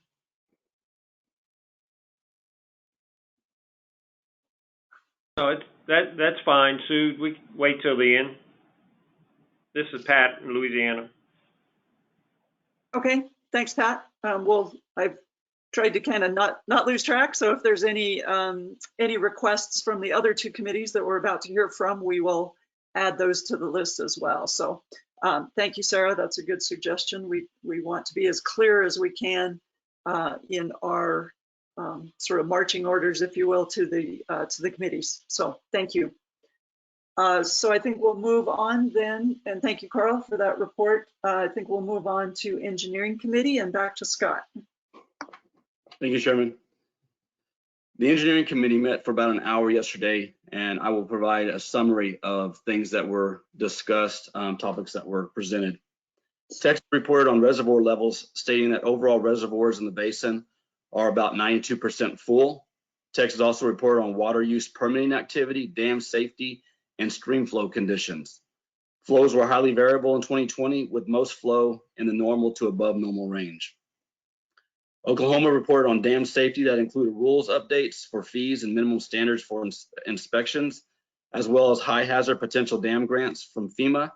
The Senate bill approved statewide floodplain and rule changes to water use programs. Louisiana reported the impact of record-breaking year with 5 hurricanes making landfall in the state. They received funds for flood mitigation projects as well as state identify projects. Louisiana secured contracts from consulting firms to begin determining the modeling approach that would be used, in which acquired data can be leveraged between the states to possibly assist with some of the historical issues. And Louisiana ended their report explaining their graphics for their state modeling and LIDAR projects. Arkansas explained the efforts to establish a relationship between precip runoff and measured gauge readings in respect to compliance for the Beth River between Yadura and the state line, and discussed the USGS map project using ground penetrating radar to identify the geology and strata of the area to potentially determine the interaction between groundwater and surface water. Then used the data in conjunction with similar projects in Louisiana to see if the data sets could provide additional insights into the Beth flows. Arkansas ended that report with a summary of their 2020 technical report on Red River compact streams. If I've missed anything or misrepresented any information, I greatly encourage the states to jump on and clarify anything that I may have misrepresented. Otherwise, that is the end of the Engineering Committee report. Great, thanks, Scott. No, nice summary. It was a good discussion yesterday. So thank you. Any other states want to add any details?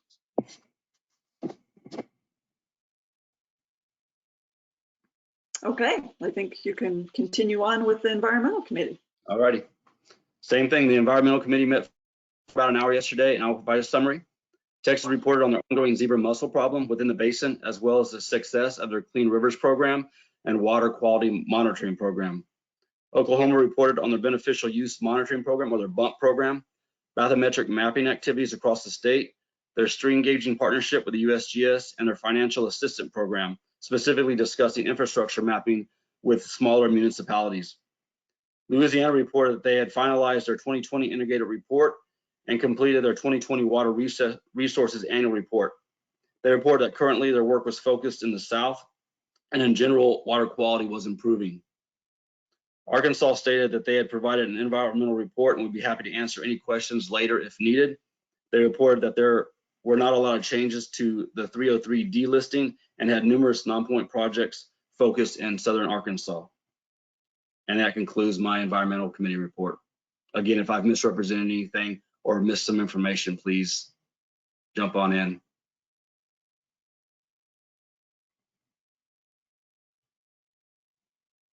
Okay, again, anything to add? It's a good summary.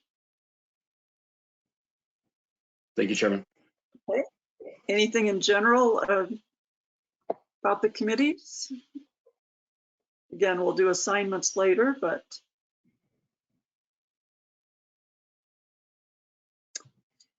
okay. We also had a discussion about the web getting annual reports up, but we'll talk about that a little bit later in the agenda.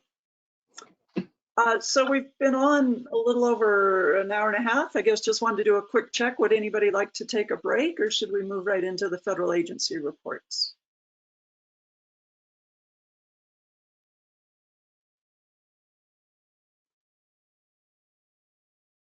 Okay, I'm not hearing any strong feelings one way or the other. I guess West, would you like to, do you have a comment? I was just going to say, I think we can keep going unless there was objections to it. Okay, so the one advantage of virtual meetings, right, is if you need a cup of coffee, you can quickly go do that. So, so that sounds great.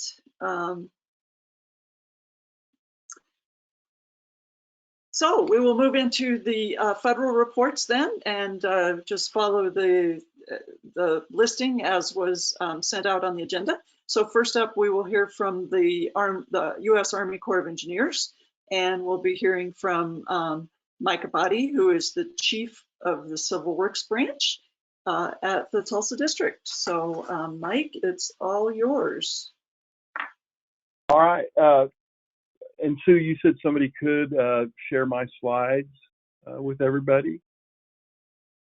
Well, I did forward on your PowerPoint that you did send to me, so I think we'll check in with James whether he could run the slides or give you presenter status. I'm not quite sure which works best.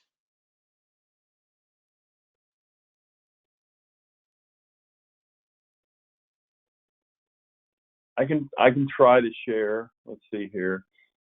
Yeah, if you go down to the bottom of the screen, is your little screen guy grayed out? Oh, there we go. Oh no. There you go. Okay. Yeah. Okay, so this is the NRCS, James. So we'll need the Corps of Engineers.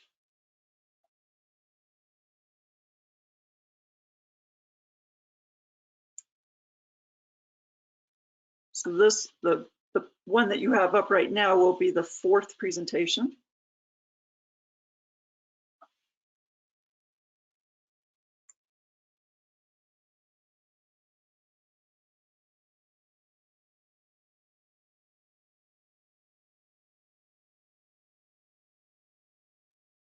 There it is.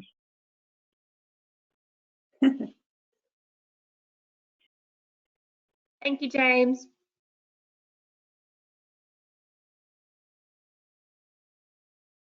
All right. Well, this is Mike Abadi. Let's go ahead and go to the next slide.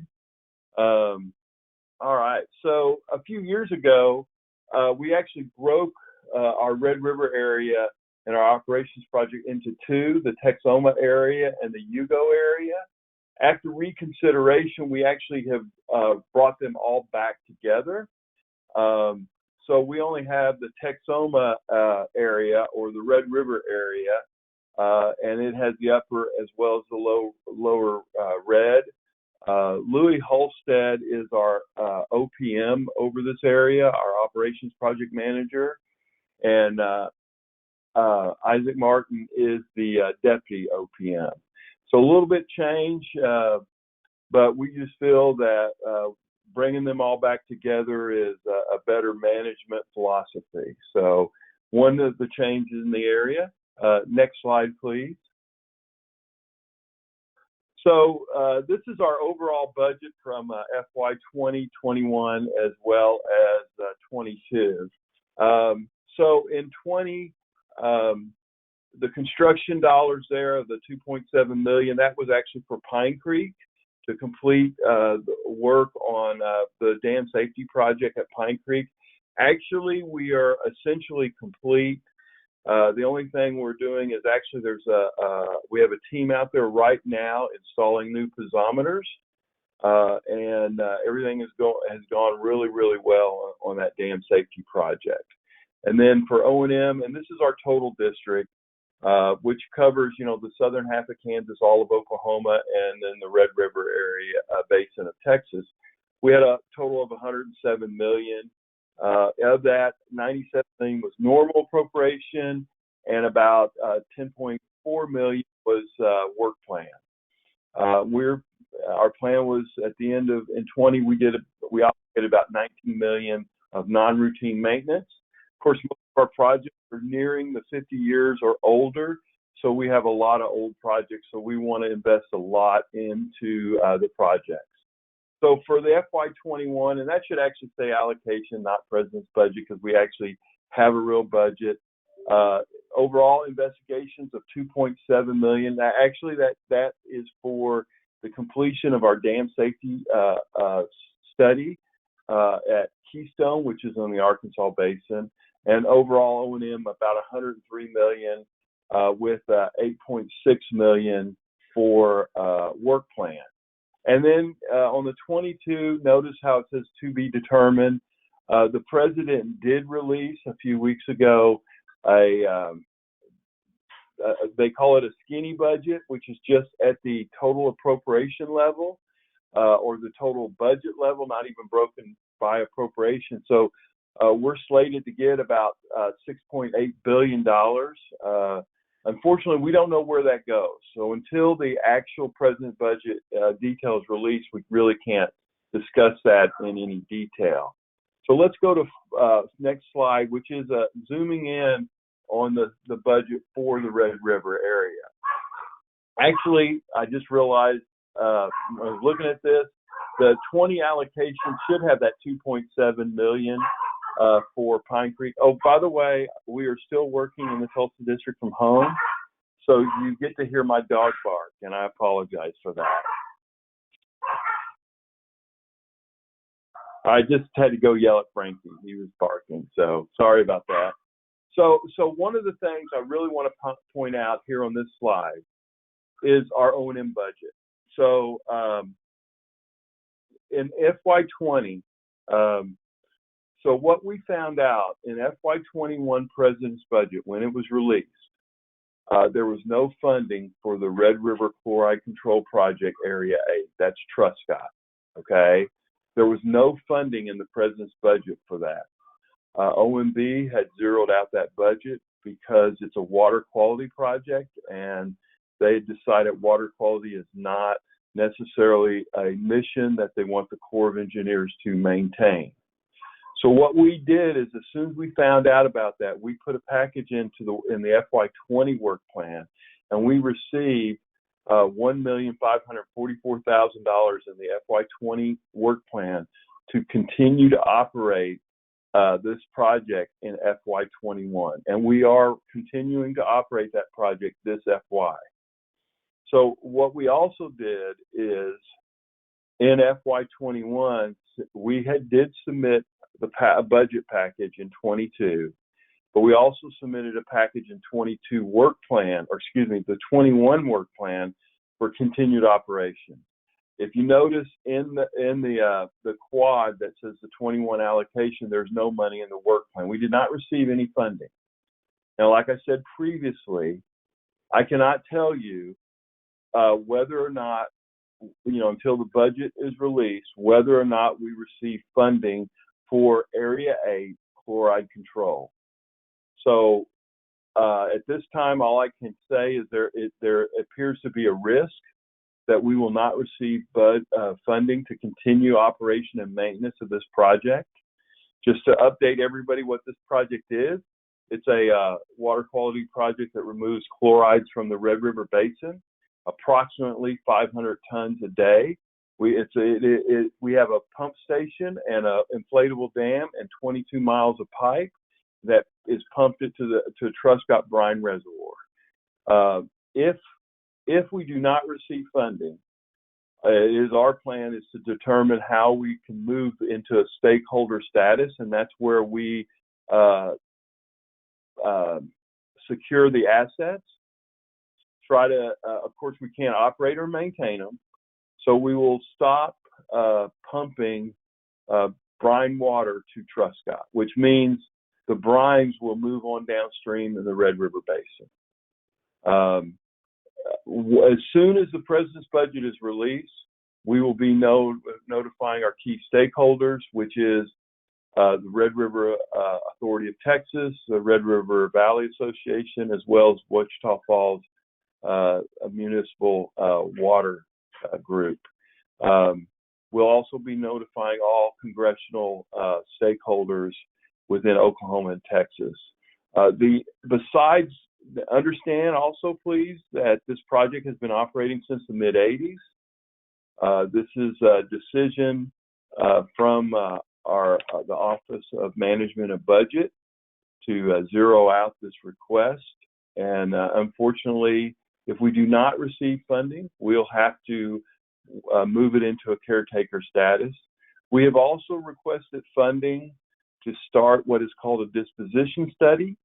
Disposition study is where we will look to identify potential non-federal entities that we could potentially move this asset to, or these assets to. So far, we have not received the funding for that study, but once we do, we'll be notifying all stakeholders that we have that funding.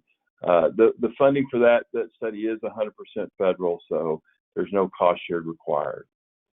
At this point, I'll take a pause and answer any questions that I can, of course, understand. At this time, I cannot tell you whether or not we will receive funding in the 22 President's budget until it's released, but there is a risk, and I just wanted to notify everybody of that potential risk. Any questions at this time? All right, not hearing any. Let's move on to the next slide, please. So this is just the district's flood control projects that we manage. Section 7, like Foss Lake there, it's actually owned by somebody else. But if it ever reaches flood pool, we take over operation because it's part of the entire system. And you can see in the Red River Basin, we have a total of 6 Section 7 reservoirs that we manage flood pools. So so you can see where the elevation is, and this is as of 22 April. So it has the conservation pools as well as the flood pool. A few of the projects are in flood pool. Some of the projects are in conservation. Altus is normally an irrigation district lake, so it does fluctuate quite a bit, but that is always a dry area of Oklahoma. So that one good rain, it can fill up that conservation pool. But like Julie was talking, we're starting to see drought conditions in southeastern Oklahoma as well as Texas in that upper area of the Red River. Next slide, please. So a couple updates of things going on. At Lake Texoma, we are finalizing the shoreline management plan. This gives us all our rules and authorities how to manage the shoreline. Actually, the plan is complete. It's setting in General Beck's office for his signature. As soon as that is out, we'll be able to release it. This is something we just try to keep updated. At our larger lakes, such like Texoma, there's so much interest with development around the shoreline that we need to maintain these plans and keep them relatively current.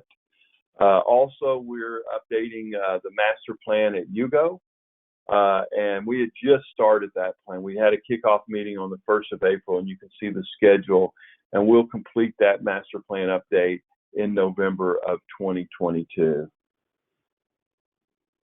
I actually see a question that popped up.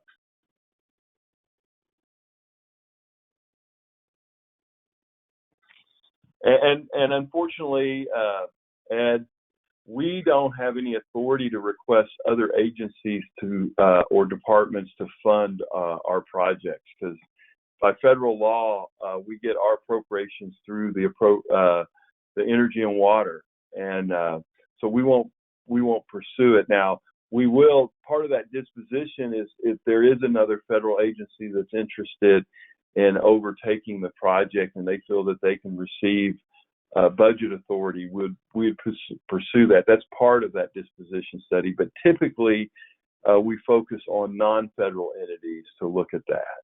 I hope that answered your question. This is Pat from Louisiana. Can the Red River Compact Commission request that? To take over the operation of that project? No, and then, or the funding? Just the funding. Well, I mean, please understand, we've actually requested the funding, but through the budget process, it appears that if it doesn't get funding, it'll be a case where Oklahoma, the Office of Managed Budget did not fund or pick to choose fund that budget package. And unfortunately, Congress, when they did away with earmarks, they have no ability to add a specific amount for a specific project. So if, of course, there's discussion that earmarks might be coming back. So, who knows, that might be a way to get the funding. But unfortunately, with Congress just having to pass for the core the president's budget, and of course they've been adding money to it, but they can't add project names to it because that would be an earmark. So, please understand, I am not allowed to say at this point that we're not getting funding. I'm just wanting y'all to be aware of the risk, that there's a significant potential risk. And since I had this opportunity, I just wanted to share that with the key stakeholders here in the Red River Basin.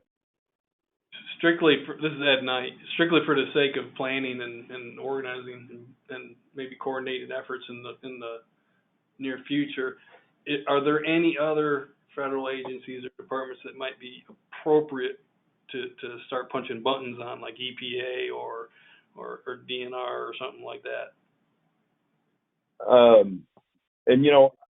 Being water quality, it's possibly Bureau of Rec, possibly EPA, because obviously, when we terminate the operation of that project, significant amount of chlorides will be pushed into the Red River Basin. So obviously EPA with Clean Water Act has some concerns and jurisdiction over that. So we'll be communicating that to other agencies as that happens, as well as Fish and Wildlife and things like that. But unfortunately, we only have our budget process is the process that we have, and we submit a budget and it goes through, and eventually Office of Managed Budget is actually who in the administration turns it over to Congress. So it's just that we feel that there's a high risk at this point that we won't receive funding. Now, last year when we saw that it was not in the president's budget, we were able to actually request funding for the next year, and that's why we're being able to operate it. However, once we find out, we will probably be wanting to move it to caretaker status relatively quickly, so we can have some funds to keep it in caretaker status over the next few years. And then we'll continue, then we'll change our budget request and it'll be purely for caretaker. But Mike, this is Sue. To be clear, this is for FY22 that you're talking about, right? Yes, ma'am. But So- please understand, I mean, once we know for sure if we are not getting funding in 22, we will probably want to move into caretaker using some of the operating funds that we have for this year, because that we don't have any funding after 22. So we'll want to try to put in caretaker to preserve some funding so we can keep it in caretaker status in 22 and years beyond. Right, but if the states were so inclined to contact any representative or senator that they might have that's on the right subcommittee within appropriations, there could still be an opportunity to get funding put back in again if in fact the president's budget doesn't have it in there. I mean, I appreciate you can't do that, but right. the states certainly. Well, but unfortunately, with the loss of earmarks, that might be very, very difficult for Congress to do that. Well, it was my understanding that there was some discussion of sort of up to 10 requests on the House side. Right. I understand that. I mean, so it is not that the possible. Appropriations Committee is going to take those, but at least it's not worth not trying, I guess. No, trust me. I mean, and what's frustrating for us is, you know, the president's budget is supposed to come back out in February, and it you know, in the second Tuesday of February, and of course it didn't, and even the skinny budget came out late. So we're hoping that we will see the president's budget before the end of May. And then we can start communicating with stakeholders, because besides this project, Area 6, which is in Oklahoma, and Senator Inhofe is very interested in, you know, obviously if we aren't allowed to do this project, Area 8, we won't be allowed to do Area 6. So it has more impacts than just specifically this project. There's some other projects on the planning board that would be affected as well. Yeah, I guess just Okay.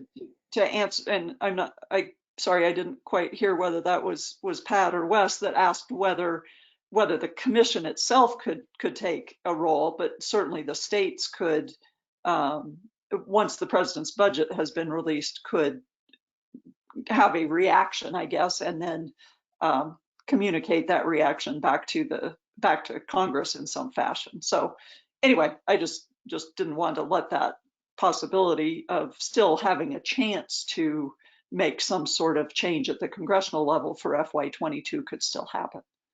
Right, and I will share with you, Sue. I'll share with you once that is out. I will include you in the release of information so you can pass this on to the commissioners. Okay. Great. That sounds great. Perfect. All right. So if we can move on to the next slide. We're also in the process of updating the Red River Master Water Control Manual. We awarded the contract last year in June. We should be complete with all the updates on all the manuals for all the different lakes, which by the end of this September, on the 31st of September 2021. Next slide. So before we talk about this PAS study, Julie did bring up, you know, we did sign a programmatic agreement with Oklahoma Water Resources Board to help support them with the update of the Oklahoma Comprehensive Plan. It's a total study cost of about $6.7 million. The cost share is 50-50. So you know, the Corps will be kicking in almost 3.4 million to support that effort. We have started first phase of it. We're working on scoping for the next phase to receive additional funding. Also, we just received some funding for a PAS study by the Chickasaw Choctaw Nation, and this is actually for water supply, small water supply users in around the Lake Texoma area.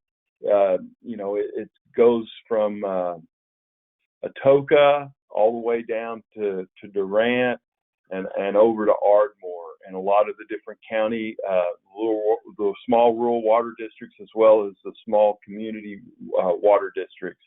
We're going to be doing a lot of data collection to try to map out some of the concerns and issues that they have, very much, which is part of the Oklahoma Comprehensive Water Plan. So we believe that this information will be able to roll into the water plan as well.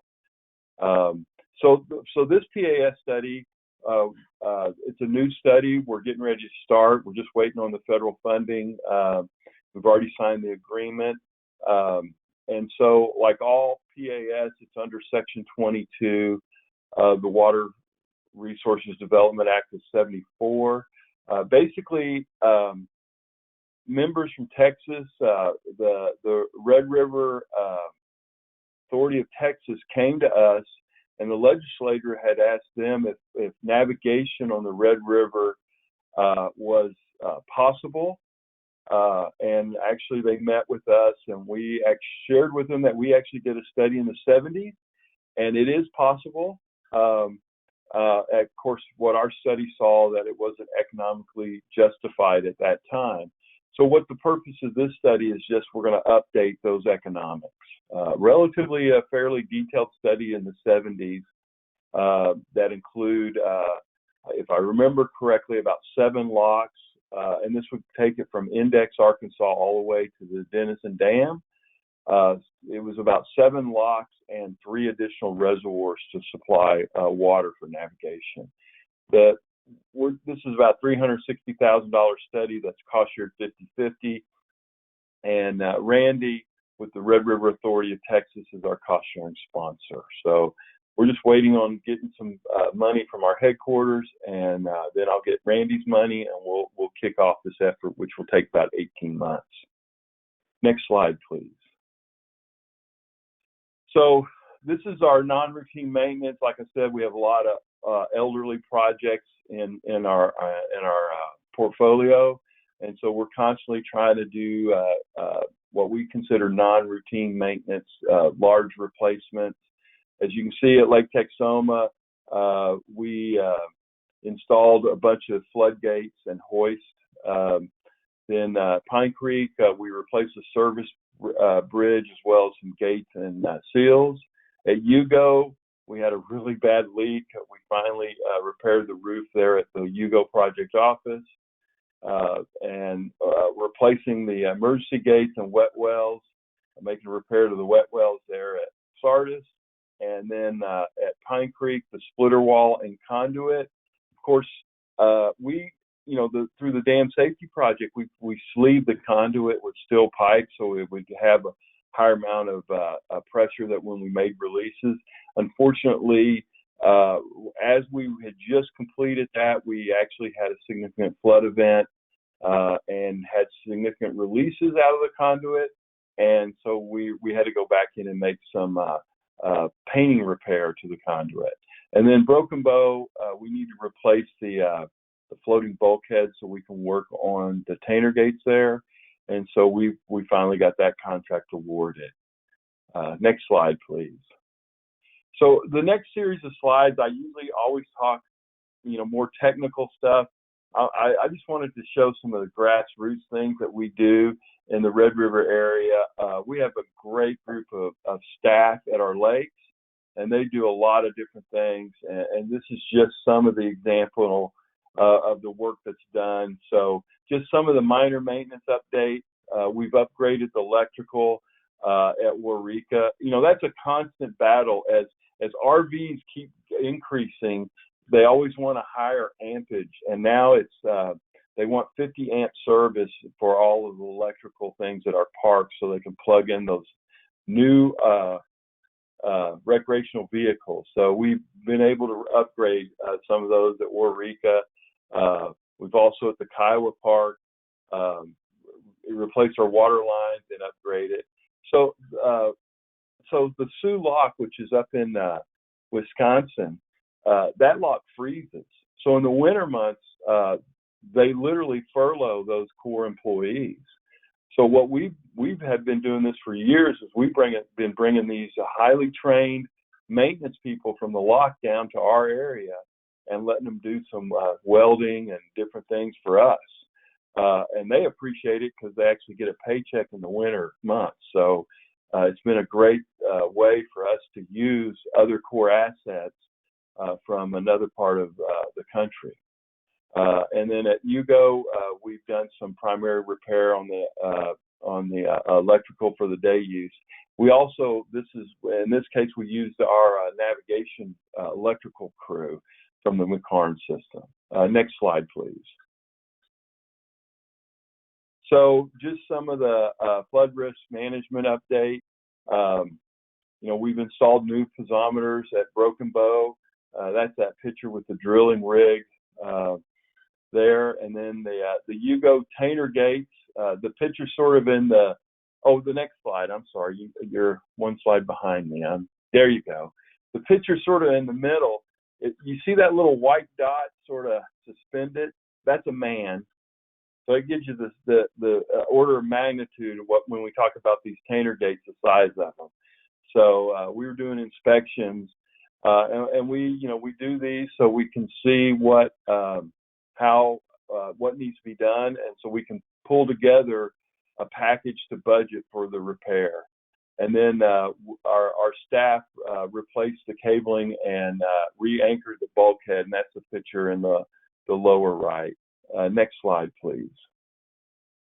All right, so we own a lot of land and we have lots of trees.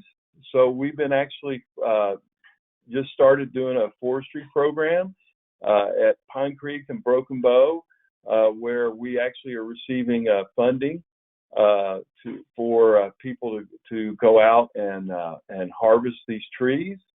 Obviously, the nice thing about a forestry program is not just that they clear cut and walk away, they plant future trees. So it's actually a benefit to the environment as well as a benefit to our projects, that there is a new income stream coming in. Next slide, please. So we also do a lot of youth outreach. So here's an example at Waurika, local Boy Scout troop. They showed up for the Oklahoma Fur Bearers Alliance annual hunt and trap. And so you see, basically they go out and trap fur-bearing animals such as wolves and beavers. I even saw a possum in the picture, so I guess they get possum fur. But then it's a way for the youth to see an old art of trapping, and they actually sell the pelts and make a little income for their scouting troop. Next slide, please. We also do a lot of youth hunts. Next slide, please.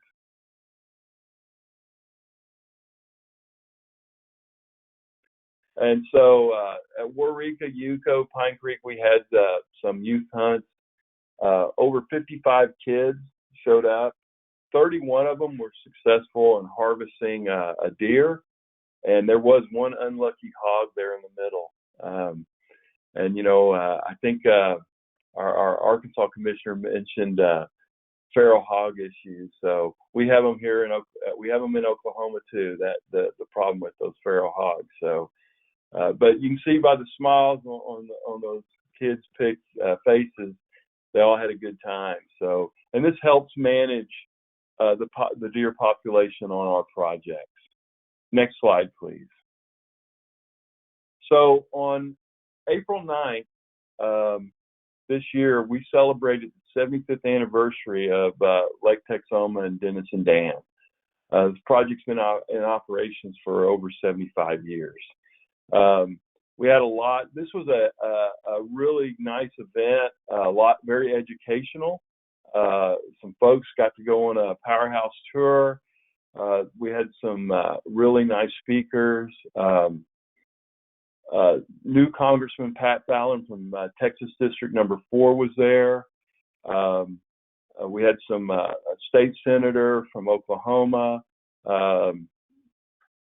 representatives from the Chickasaw Nation, as well as historical folks that talked about, had a lady who ran the local museum and talked about the history, and then actually had the nephew of the Corps of Engineers colonel, who was the district engineer when this project was being built. So it was very good. And what you see in the pictures is there's a bunch of students on the left-hand side, various students that were there.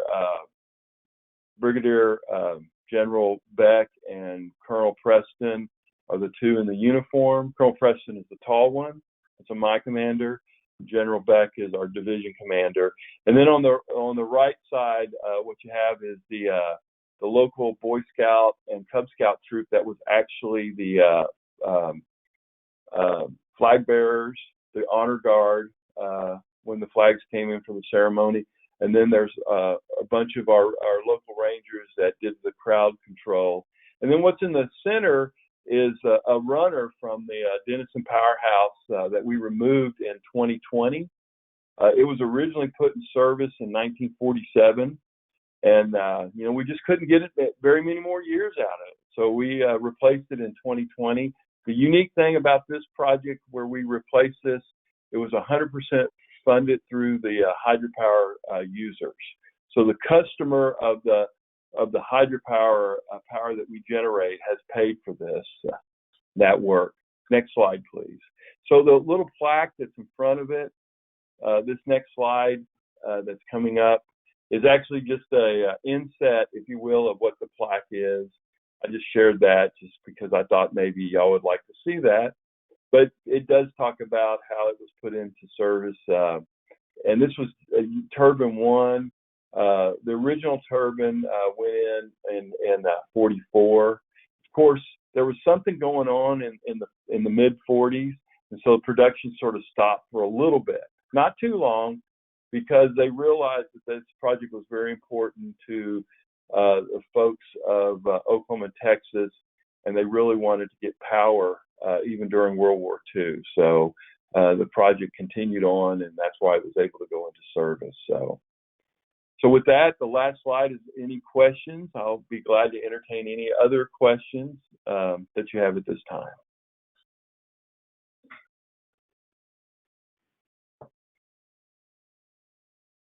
Great, thanks, Mike.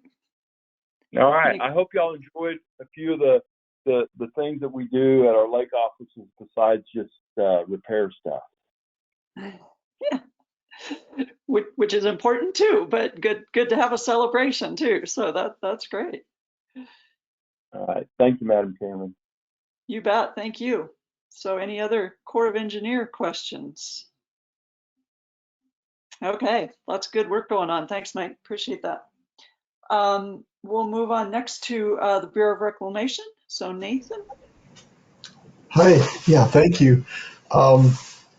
Let's see, I was talking to James and he's already on the ball. He's already allowed me to present kind of an internal document that I want to prepare. So let me, this is very, very, very easy to use, by the way. So you guys, this platform is very natural for me. So now let me know if you can see this document that I have where I have a map on the front page. Yes, my screen shows it. Thanks. Good. Well, good. Well, yeah. Thank you again for your time today. And I had earlier attached more broader project summaries that our area office has provided for many years, really, not just for this basin, this compact, but for other compacts.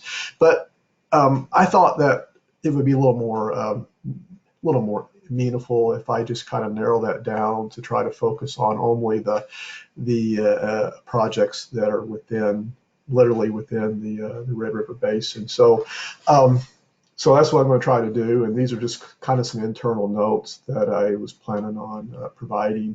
But yeah, our big primary focal point from a planning perspective, really for the last 10 years, it has been on these two large basin studies, the Upper Red River Basin study and then the Upper Washita River Basin study. And just wanted to update you, and I checked with my boss first before this meeting today to make sure it was okay to verify that we are close to wrapping up our Upper Red River Basin study. We plan on wrapping it up by late of the 2021 or early part of 2022. And then we will actually have a public meeting sometime in the spring of 2022. And I think I've explained before, but our basin studies, it's really all about evaluating infrastructure and operations and how they will perform in the face of changing water needs. Some based on just supply demand dynamics. Climate change is part of that. So we've developed and have built and studied a whole bunch of groundwater and surface water models. We partnered with the U.S. Geological Survey and the Water Resources Board. We've been and the actual water conservancy districts, Mountain Park Master Conservancy District, Ligrid Altus Master Conservancy District there in the Red River Basin area. So we developed a very strong partnership. And so we are very close to getting our arms around all of these studies. And we're in the process of writing up reports and working with the Water Resources Board on how this data will eventually be disseminated and potentially down the road integrated into other management aspects of how to manage water in the space. So that's probably the big focal point. And then once we finish up the Red River Basin study in early part of 2022, we're going to move on over to the Washita Basin, which we've already pretty much knocked a big chunk of that out, but we're kind of been toggling back and forth between the two. And then once we wrap up the Red River, we'll start on the Upper Washita, and that will be completed within a year to 18 months. So in addition to the basin study, one of my responsibilities is kind of as a planner. We have lots of grant monies that we're able to provide interested stakeholders to go after projects that also meet reclamation's bottom line mission. And that mission ultimately is to stretch water supplies in the face of changes that are happening. So just real quickly, I went through our list of projects and I just jotted down some that I just wanted to give you a high order update on. And so most of these entities, I realize that you won't have familiarity with as far as where they're exactly located, but I just wanted to just briefly mention them, and you can also follow me up later offline if you want more information. But, we have the Blue River Advocacy Group. They have a cooperative watershed management program grant, and cooperative QWAMPs, as we call them. They're all about getting stakeholders to the table from that region and that local area to come up with solutions to improve water quality in the basin that's potentially creating water issues that could lead to drinking water issues. And so the Chickasaw Nation, they're down in the south central part of Oklahoma. They currently have a small scale water efficiency project. We call them SWEPs. Generally, that's a $75,000 cost share that we provide, and it's been a very successful program that a lot of the smaller entities, especially in Oklahoma, in the last couple of years have really gone after. And most of these SWEPs entail like smart meter upgrades where they're replacing old dilapidated metering systems with smart meters. And so it's a very meat and potatoes type of project. And so I highly encourage folks, if you have entities that you have in mind that need to upgrade their metering systems, let me know. let's see, the Chickasaw Nation has another one of these SWEP grants. City of Tishomingo down in south central Oklahoma, they have a SWEP grant. Red River Authority of Texas, they have a SWEP grant. Wichita County Water Improvement District number 2, they have a SWEP.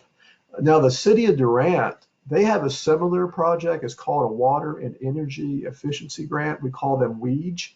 They're a much larger scale type of SWEP, and they involve much more money. They're more competitive, but more power to the entity if they are awarded. I mean, City of Durant was awarded $1.5 million of federal cost share to embark upon a large overhaul of their metering system. So again, they're using smart meters. Choctaw Nation, also in the Red River Basin area, they currently are managing a program that's called the Native American Affairs Technical Assistance Program. It's almost $200,000 of federal cost share. And basically, they're going to be developing workshops with the help of a consultant engineer to help a lot of the smaller entities in Choctaw Nation deal with aging water systems and how to make the transition to some of the newer rules and regs that are coming down the pike. Chickasaw Nation, they also have one of these Native American Affairs TAPs that we call them. Again, almost $200,000 of federal cost share, and basically they're upgrading and cleaning out some old water wells for public water supply for one of their communities, City of Tishomingo. Mountain Park Master Conservancy District, they have a $300,000 federal cost share down in southwest Oklahoma to upgrade and to actually install a small water well field to tie in for drought resiliency purposes. And of course, we have a lot of research and development that's going on, and that's another type of leveraging that we could provide to help entities within the Red River compact area. Sometimes those research dollars are really more intended for internal funding, but ultimately the stakeholder is in mind, and we research technologies on water treatment and things of that nature. And so we also have a few recently awarded projects in the Red River Compact area that haven't gotten awarded yet, but are that are in the process of getting awarded. And Wichita County Water Improvement District number 2, they also were awarded one of those big WEEG grants, and they're going to be updating their water distribution energy. They're going to be upgrading their water metering systems. And Chickasaw Nation was awarded one of the Native American Affairs grants for some additional water supply for City of Lone Grove.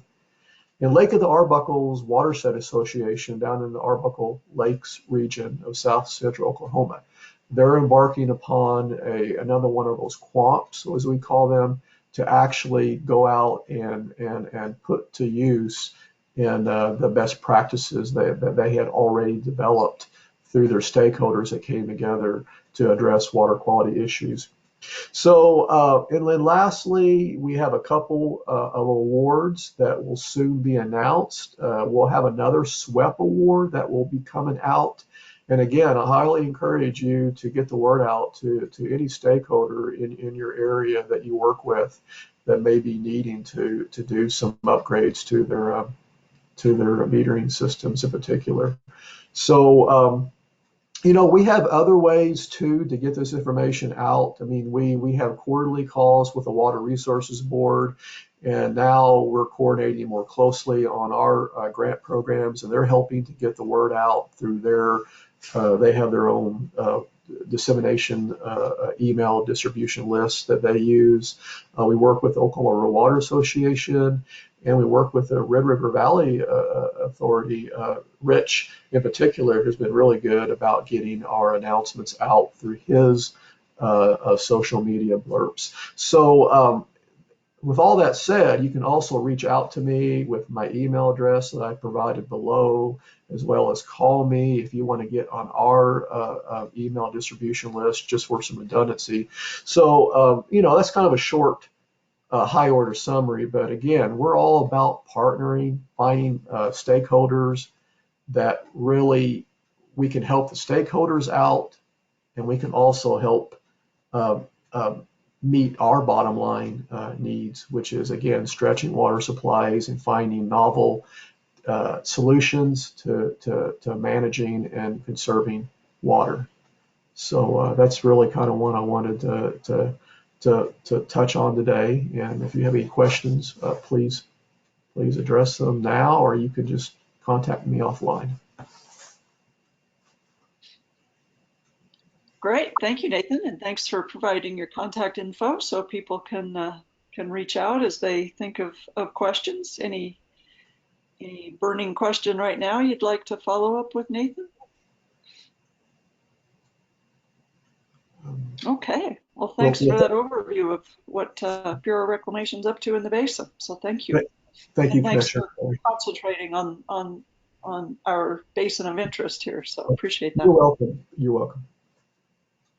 Okay, our next federal agency that we'll hear from is the U.S. Geological Survey, and I believe Jason Lewis will be making that presentation. So Jason?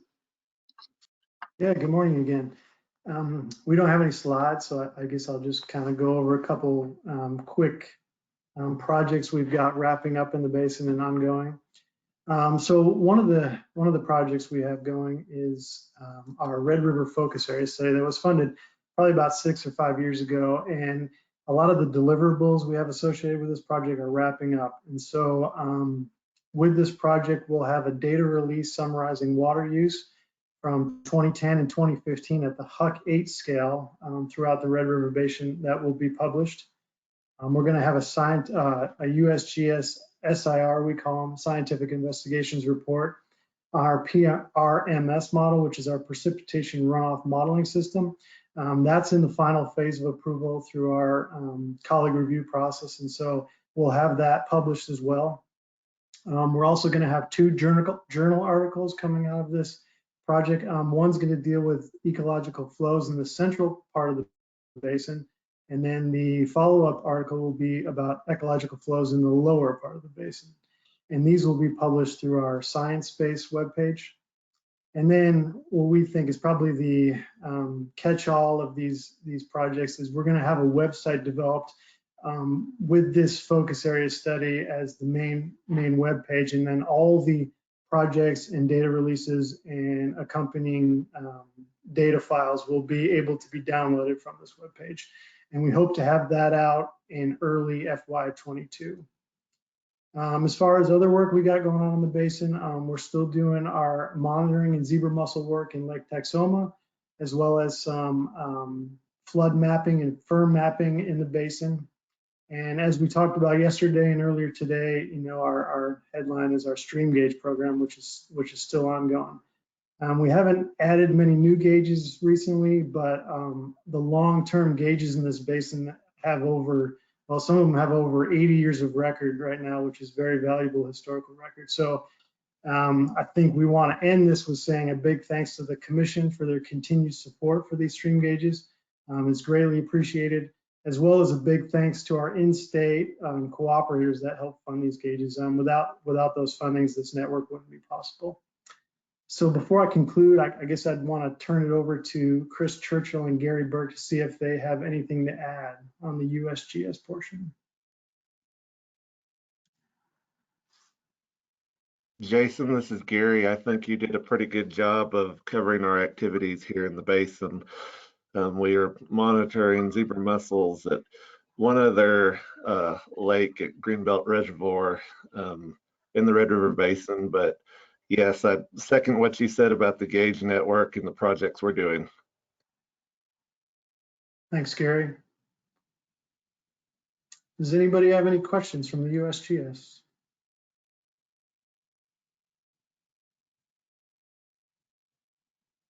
All right. Okay. Well, great. Thanks, Jason. Thanks for that update, and we look forward to seeing these other articles as they get permission to get published. So thank you. And then our final federal agency report will be from the Natural Resources Conservation Service. So Rob, looked like you had some slides. Yes, please.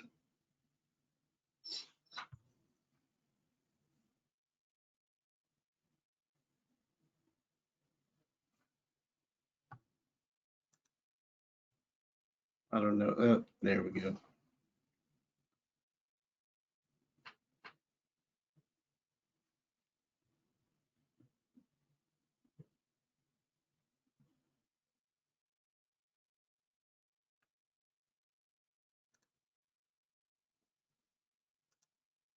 Sorry, while I try to get this going.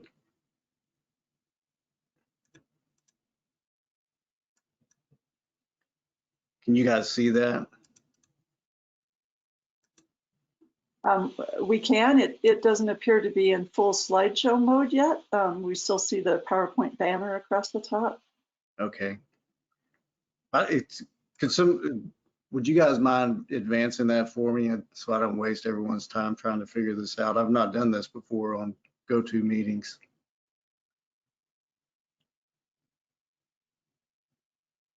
Sure, I got you. Ah, thanks, James.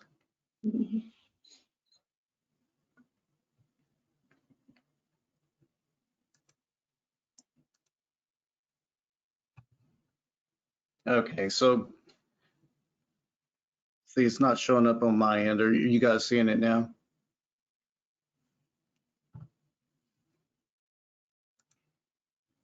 Yeah, not quite yet for me yet either, but maybe James is getting it loaded. There we go. All right, great. Thanks. Thank you, James. Perfect. I really appreciate it. Sorry about my inability to do this. So first of all, before I begin, I'm with the Natural Resources Conservation Service.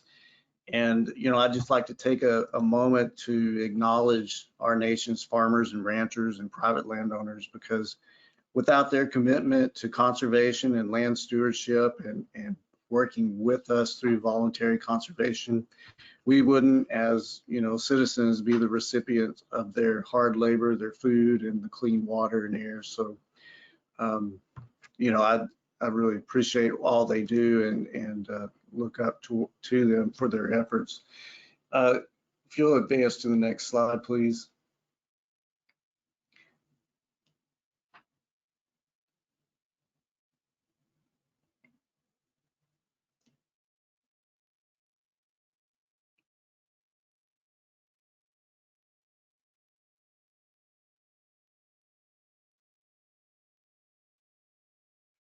If this doesn't work, I can just read it.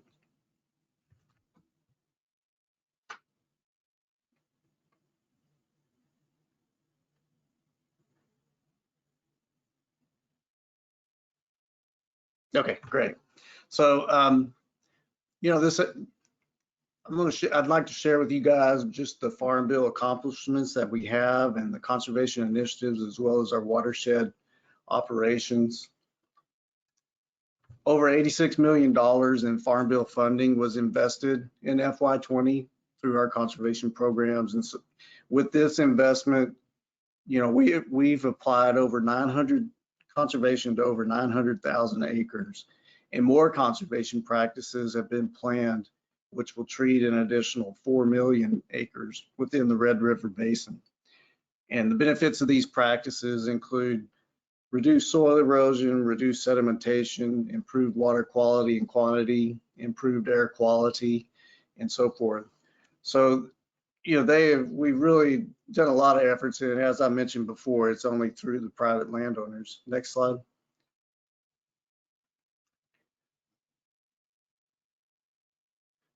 The Environmental Quality Incentives Program is by far our largest program through the Farm Bill program.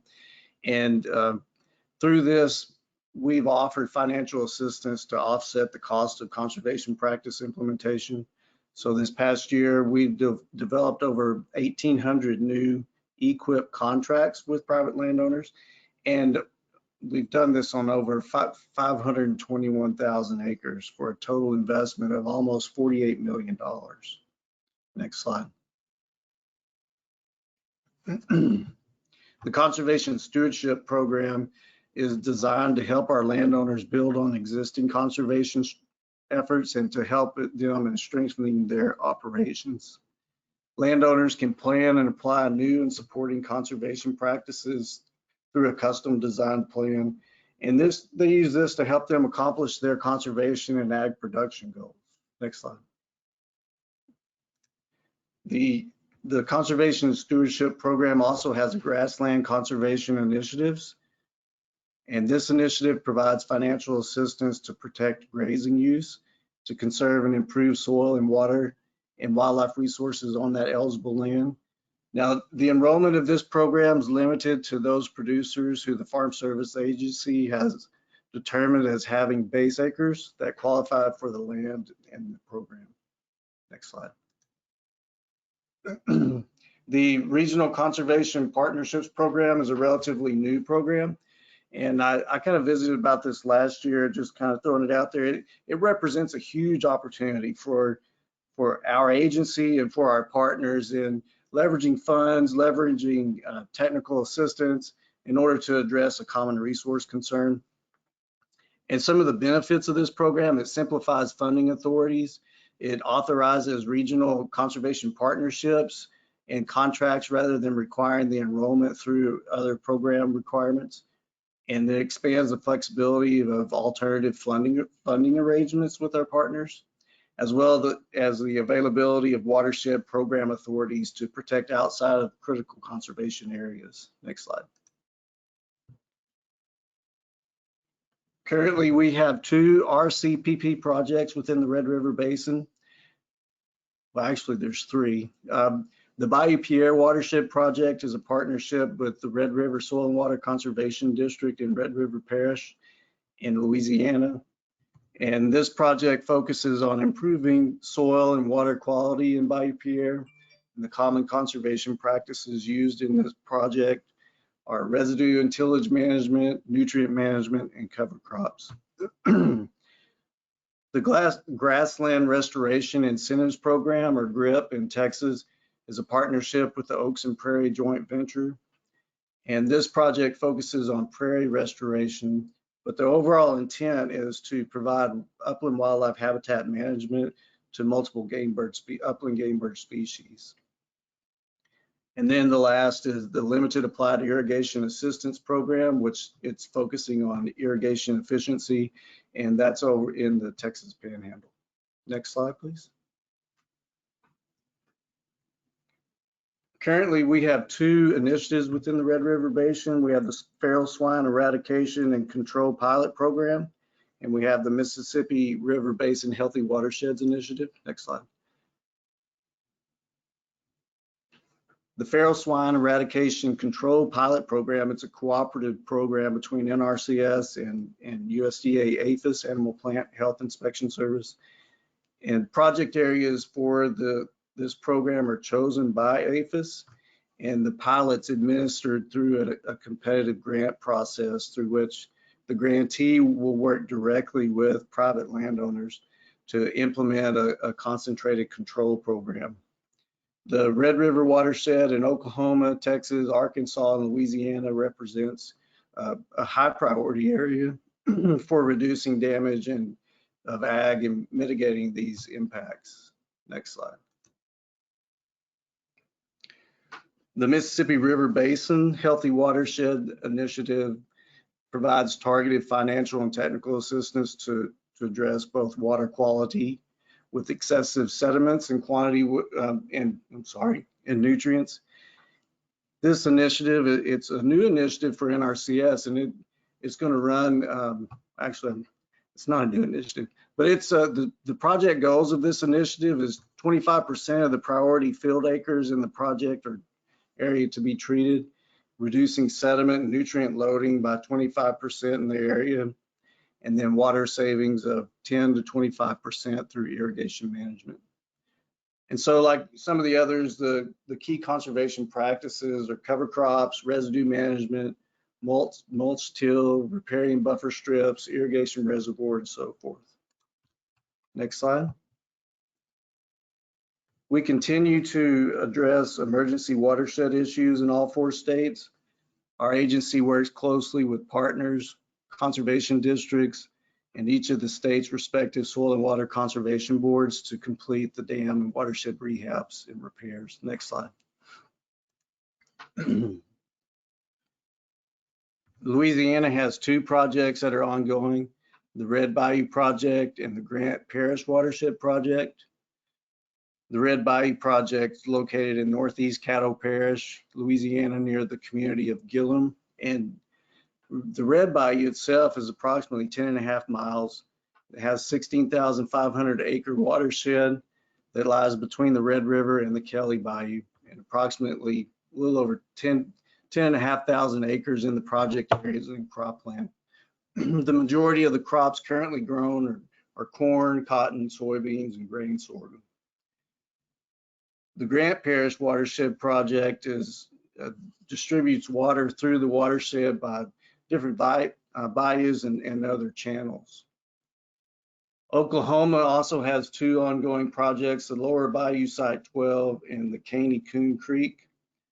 The Lower Bayou Site 12 is currently in the design stage for a dam, and the dam will provide flood damage reduction for pastures, other agriculture, road and bridges over bank deposition and floodplain scouring. It's also planned to reduce flooding in the town of Bernieville and the Falcon Head community. And all benefits are considered, beneficial to agriculture and the individuals within there. The Lower Bayou, it's located at the head of the watershed with 14.78 square miles of drainage, and almost 10% of the watershed is made up of that.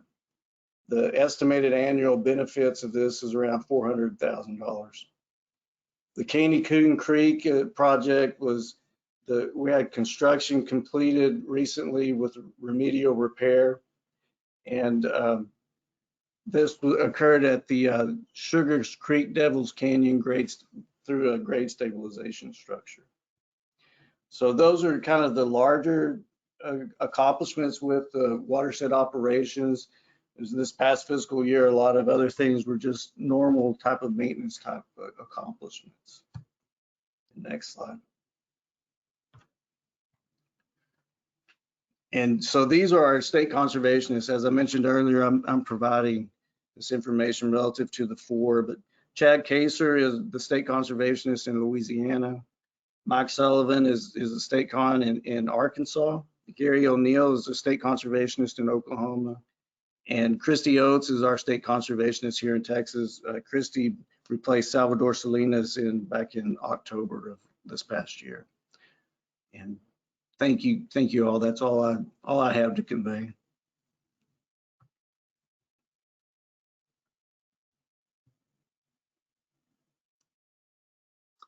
Great, thanks so much, Rob. Good, great to see the lots going on in the basin from all of our federal partners. So thank you for that. Any questions for Rob or on any other NRCS topic?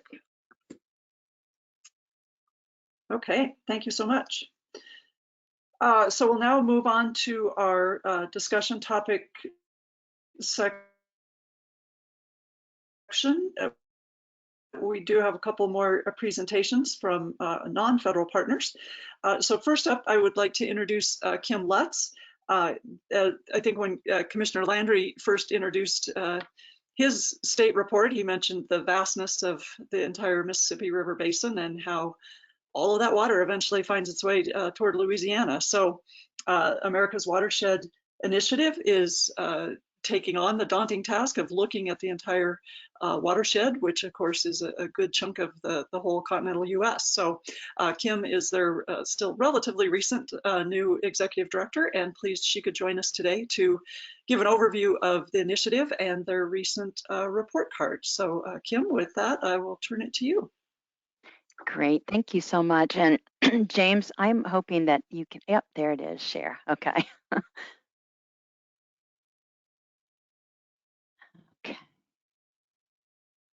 Well, thanks so much again for having me join today. As Sue mentioned, I feel like I'm allowed to say I'm new for the first year, so I'm about 8 months into this position with America's Watershed Initiative. I'll tell you a little bit about what America's Watershed Initiative is if you're not familiar with us. I'll walk you through the report card as a whole, and then I've got a couple slides about the Arkansas Red in specific. So first of all, who are we? The organization's been around since about 2009. We were part of the Nature Conservancy, an initiative of the Nature Conservancy, for about our first 10 years. And so for the last 2 years, we've been an independent 501c3. We are the only organization that's representing all the major sectors of the basin. And by sector, I mean everything from transportation to the economy to agriculture to conservation. And we do our best to represent the entire basin, all 31 states, 41% of the continental US. And we do that by championing sound science information systems and building coalitions. So the main part of my talk will be about our report card. We have done 2 report cards, one in 2015, the second report card released in December 2018. And we do a report card for a number of reasons. It's a communications tool that's easily understood. Everyone got a report card, so people kind of understand what an A grade looks like down to a failing grade. So it's a great communications tool to impart a lot of technical information fairly quickly and succinctly. So this is what our scorecard looks like. It's depicted as a paddle wheel, very evocative of the main stem Mississippi River. And you see around the outside, we have what I'll call goal areas, everything from water quality and ecosystems, flood control, and risk management and the like. And then in the interior of the paddle wheel, you see these slices. Those are called our indicators, and those are the criteria on which we measure grades.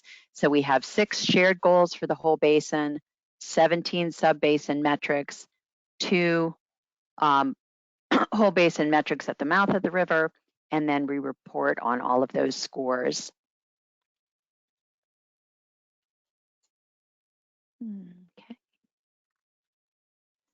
Okay. My apologies. The screen is not advancing all of a sudden.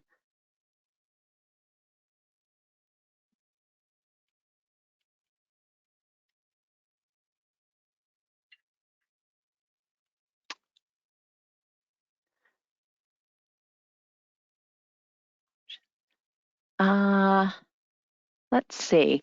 I'm not sure quite what to do. I've never, oh, there we go. Okay, I've never had that happen before. So our first area is water quality and the environment. And our goal here is to have healthy, productive ecosystems and drinking water that's clean and available for all. What we notice across the entire basin is that our water quality scores are decreasing. Most of the entire basin got a failing grade or a D, and that's primarily due to increasing nutrient loads, nitrogen, phosphorus, sediment. And you can see here from this chart, even though we're in a time period when all the states are working really hard at nutrient goals, here's just one state of Iowa. In spite of that, the nutrient loads are continuing to increase, affecting the Gulf of Mexico dead zone, which is almost 3 times higher than the hypoxia task force goal. Our next goal area is flood control and risk reduction. Our goal here is to provide reliable flood control and risk reduction across the basin. And we had a new data set we were able to take advantage of this year from the University of Iowa that looked at flood frequency. And again, the trend here is not good, resulting in poor scores across the basin. As you can see, if you could do a quick count of those red dots, that is where flooding is increasing in frequency. No substantive trend in those areas with the yellow dots and decreasing in the green. So we are seeing increasing trends across, especially the last 10 years, all across the basin due to land use changes and rainfall patterns. In terms of transportation, our goal is to continue the role for the Mississippi River and its tributaries as the nation's most valuable river transportation corridor. And therefore, we measure lock delays, lock maintenance, funding coming to the various watersheds for this. And generally, we saw some good news in this category. We saw decreasing lock delays, increasing funding for some of the key projects completed. Nonetheless, the infrastructure is aging and most of it is beyond its design life. So still this gets kind of a middling grade. We also rank water supply, wanting to provide clean, abundant water for us to drink and for farms, businesses, and communities to use. And what we're finding here is numerous water quality violations across the basin and groundwater depletion issues as depicted in this graphic. The economy, we of course want there to be healthy, sustainable economies. And what we note here is that we measure on what are the river-related industries and how are they doing, what is the per capita income. And what we see here is there's a diverse economic base in this part of the country. However, and therefore unemployment remains relatively high. However, wages are relatively stagnant.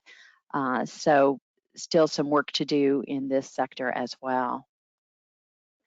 Recreation, the goal here is to provide world-class recreational opportunities and access to those opportunities to people across the watersheds. And here we looked at how many people are partaking in outdoor activities as measured by numbers of people visiting our state and federal facilities and hunting and fishing licenses. One of the things that we really noticed here, likely due to COVID, is increasing participation in outdoor activities. It was one of the things that people could really take advantage of during this past year, and that was reflected in the data. So again, to the scores for the whole river, in 2015, the basin received a score of a D+. It's moved up to a C-. I would offer that a D+ to a C- isn't a great amount of change and probably still not a grade that we should be satisfied with. And as you can see in the paddle wheel picture here, everywhere you see a yellow, red, yellow, orange, or red, those are the scores that are C or below. So you're seeing very little in the green or the A and B range.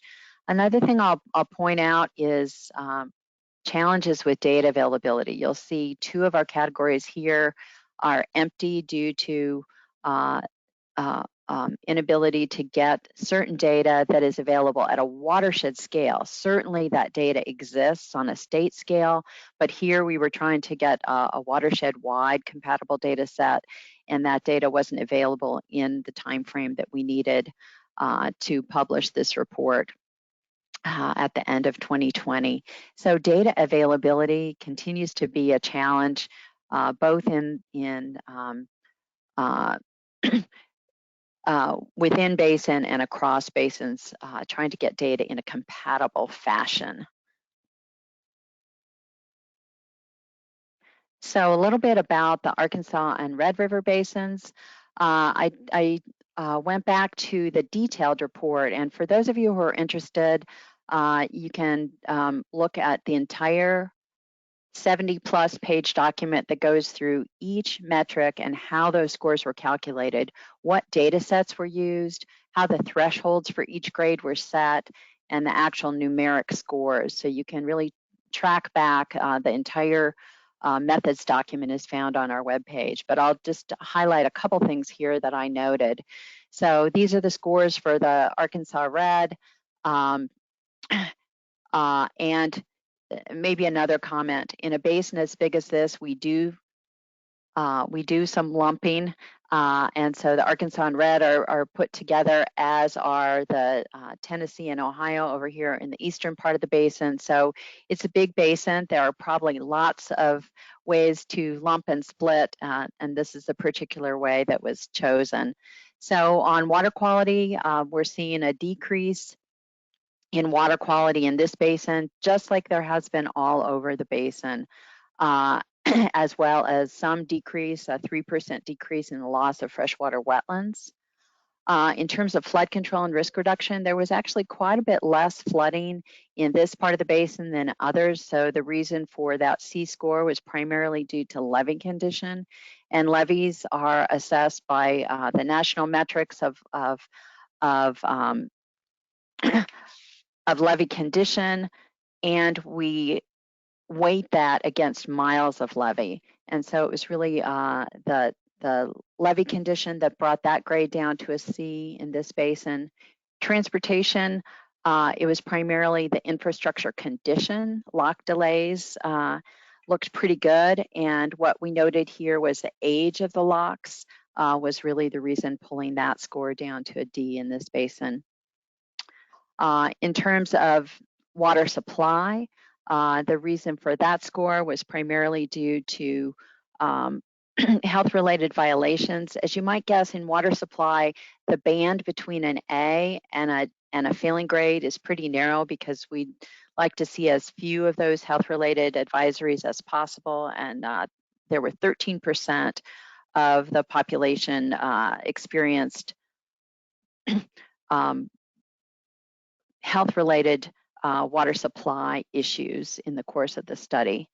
The economy and recreation, economy all across the basin was around a C due to these depressed wages basin-wide. And then outdoor recreation actually looked really great with really strong numbers for outdoor participation and hunting and fishing licenses. So what's next for the report card process? We realize there are more areas that folks are interested in looking at. One of them is renewable energy, and we hope to include that in a future report card. We also hope to include in the future natural infrastructure projects such as this. This is a photo of Bee Branch, a really great wetland restoration project in Dubuque, Iowa, but at this point, we were not able to develop a basin-wide metric to assess how many of these projects you'd need and how that would correlate to a score. But it's something that we're really interested in working on for the next report card. We also just recently did a survey. We had about 70 of our partners participate in a survey of how well this report card is meeting their needs. So one of the questions we ask is, how well are these 6 goal areas meeting your needs? And we're really pleased. Every area we rank was considered by at least 50%, in some cases in the 90 percentile, as being important or very important to the folks that took the survey. I'm showing this because I think there'll be a considerable change in how we present the information going forward, and folks are really interested in a more interactive map-based approach so that we can really specify where there are issues and, more importantly, where we can apply solutions, and also to have very specific thresholds. What does it mean to be a C grade, and what are the thresholds we'll need to do put in place to get it to a B grade or even higher. And then we're very pleased to see that people are using the report card in quite a variety of ways, everything from advocacy and awareness, general knowledge about the basin, to stakeholder engagement, and so on. We have kind of 4 areas that we want to work on into the future. That's bringing additional investment through our advocacy work to the basin, to all the basins, science and learning to really understand what the needed data is and how to get it for better decision making, to provide educational materials relative to the key areas in the report card, and then primarily to act upon the information that the report card leads us in to raise those grades. And with that, you see our web address at the bottom of this page. You can go there and see a short form report card, about 12 pages, with a lot of stories about how this work pertains to the basin, and then you can also click on our methods document to get into the details of how those grades were developed. So I really want to thank you all for your time and attention today. As Sue mentioned, I'm new. I'm just getting to know folks. So I saw a couple names I knew on the screen. So good to be with you, and I hope to have the opportunity to work with many more of you in the coming years. Thank you.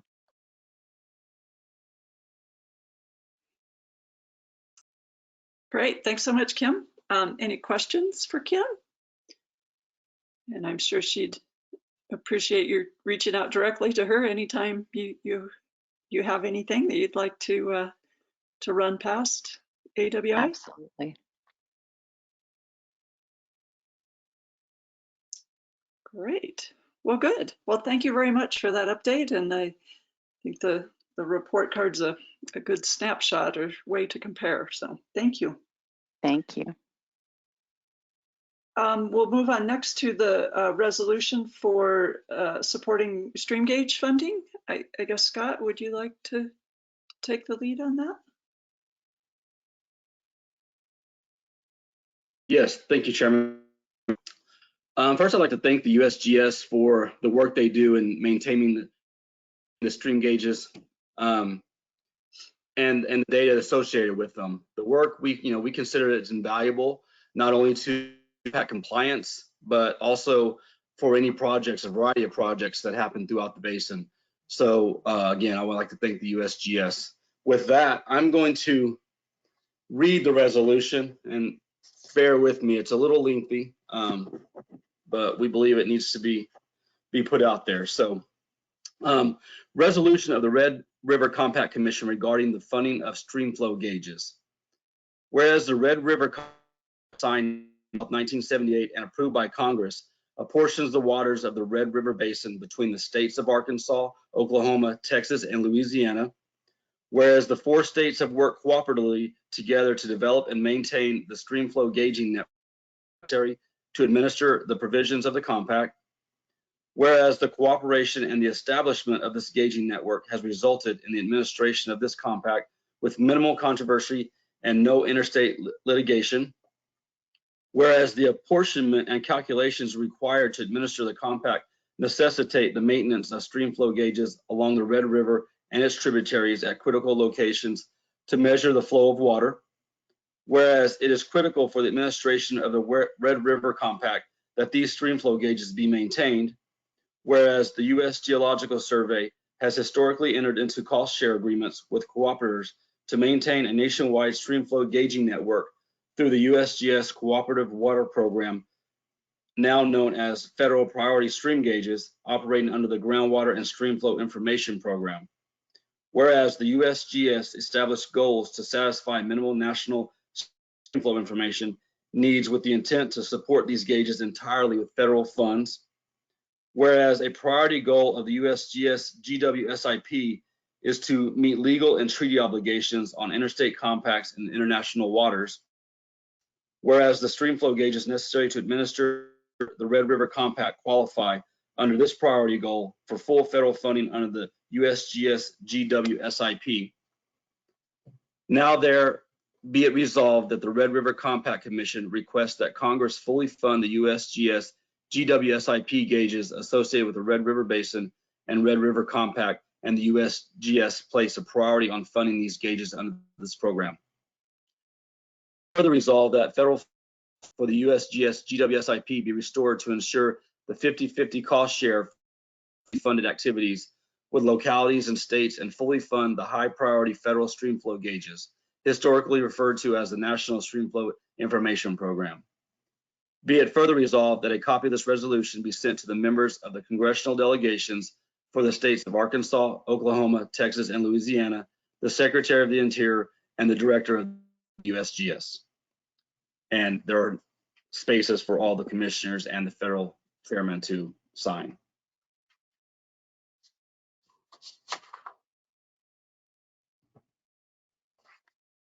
That's all I have, Chairman Lowry.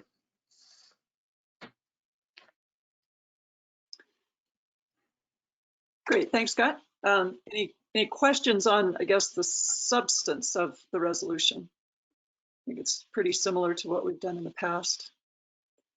I guess I did have one logistical question, if you will.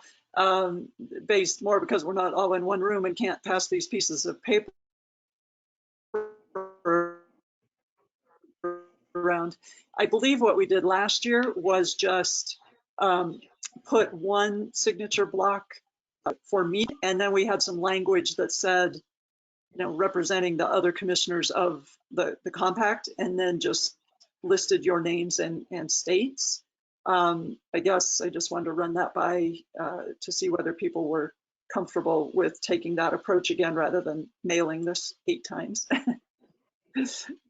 Yes, Texas is okay with that. Arkansas is okay with that as well.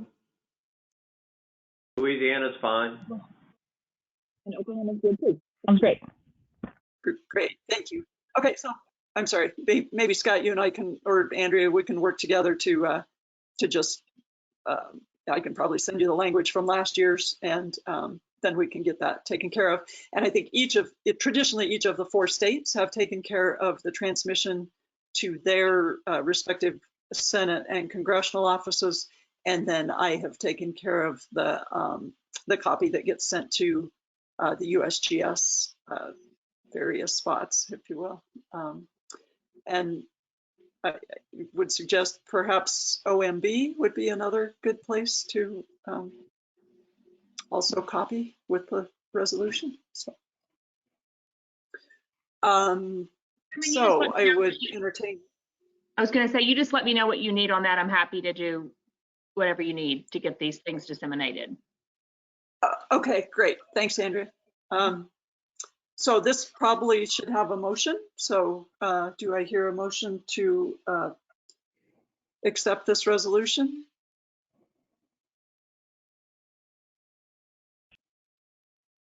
This is Julie from Oklahoma. I will make the motion to accept the resolution as presented.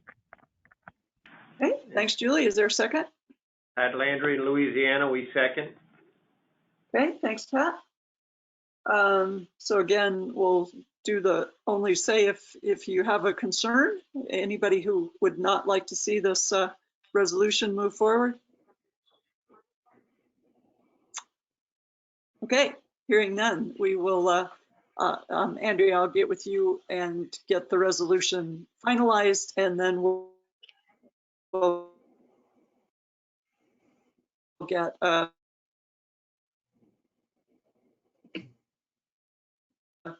PDF of the final to each of the 4 states to pass along to their congressional offices. So thank you for the update. Is from Rich Brontoli.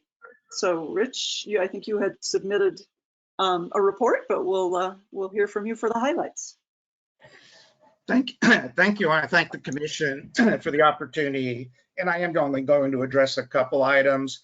If you have any questions on any of the report, please contact me. I'd be glad to update you or answer any questions.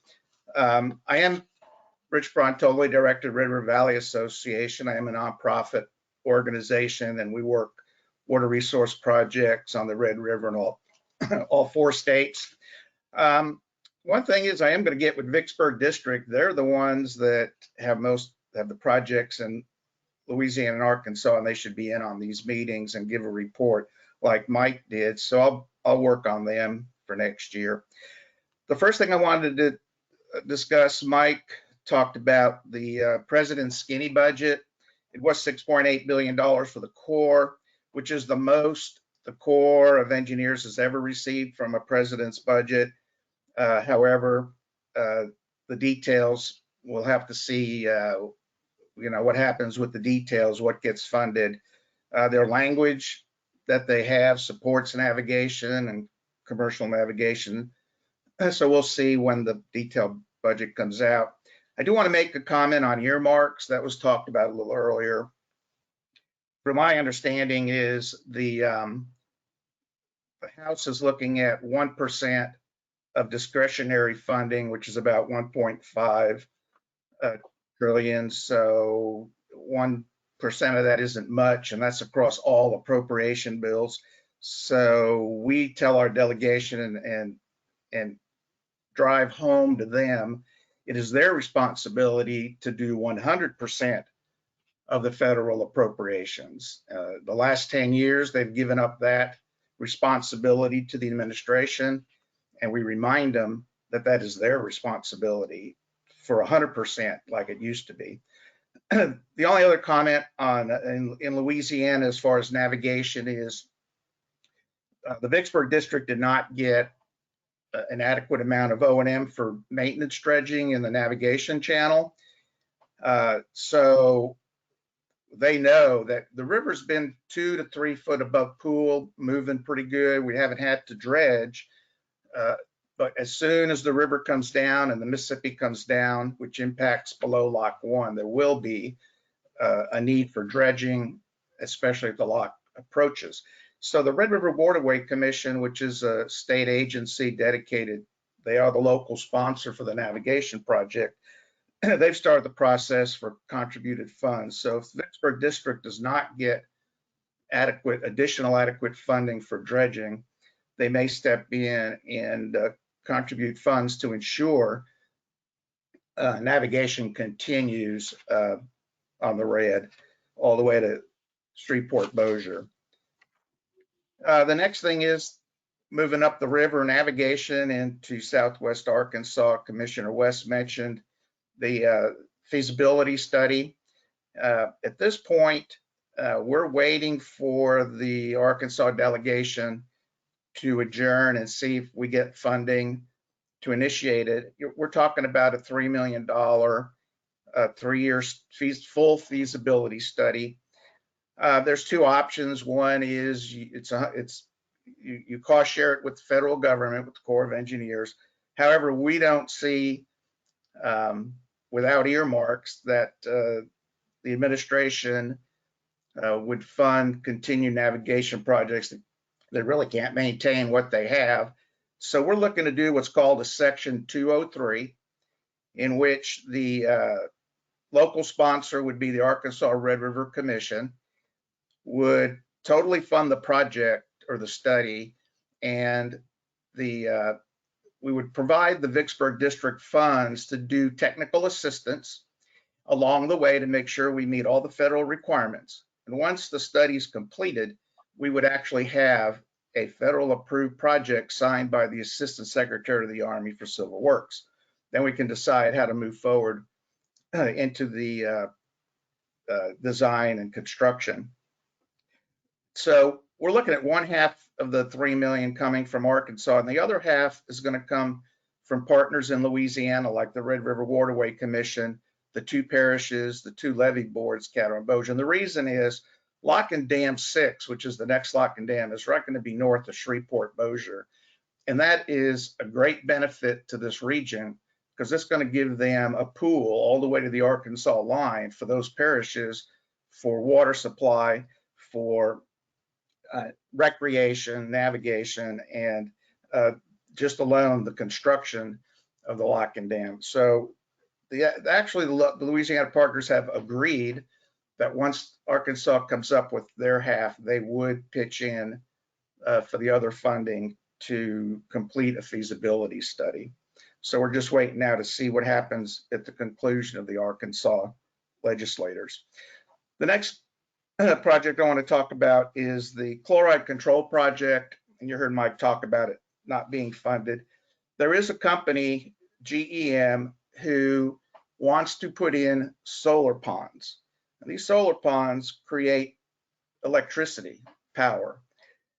They're interested in actually taking over the project and working in the other sources, such as the one in Oklahoma.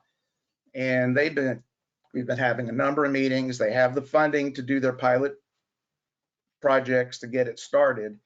And I will read one thing from the president's skinny budget.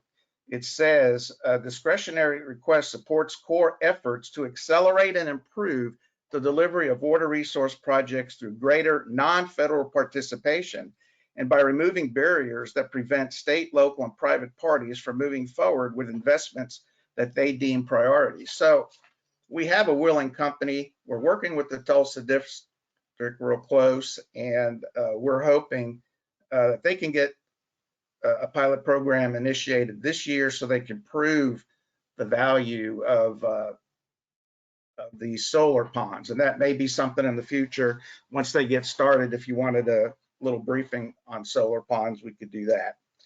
So we're working on that and hopefully get that going this year. The last thing I'll talk about is the navigation from Texarkana to Denison Dam. Again, Mike laid it out. There's a planning assistance to states. The only thing I'll comment on is my association board has agreed that we should form a committee that will work with Tulsa District and the Red River Authority of Texas, who's the local sponsor, to identify benefits, to work with the Tulsa District to make sure this study gets all the benefits that they can be. Now, the members of the committee we're looking at, since the river is the border between Texas and Oklahoma, and there's the two Indian nations, Choctaw and Chickasaw, along the Red River, that the committee makeup would be the Oklahoma Water Resource Board and Oklahoma Department of Transportation that has a navigation interest in the Arkansas River navigation that they have up to Tulsa. Texas would be the Red River Authority, which is the local sponsor, and again, TxDOT, which has a navigation branch mainly for the southern part of Texas, but they would be interested in, and at least have knowledge about navigation. And then representatives from the two tribal nations, Choctaw and Chickasaw, which have both agreed to participate in a committee. And the Red River Valley Association, I would be the chair, we would be the chair as the umbrella for the committee. And then we would meet and decide our short-term, long-term goals as a committee to work with Tulsa District on this particular study for navigation. That's really the key things. Again, I didn't want to, the others, there's a lot of stuff you've heard earlier from other agencies, but unless anybody has any questions, again, I ask you, if you look at my report, contact me if you have any other questions on anything. Great. Thanks, Rich. And I appreciate being on your just sort of alert system, if you will. So I appreciate the information you share throughout the year. So thank you. Any questions for Rich?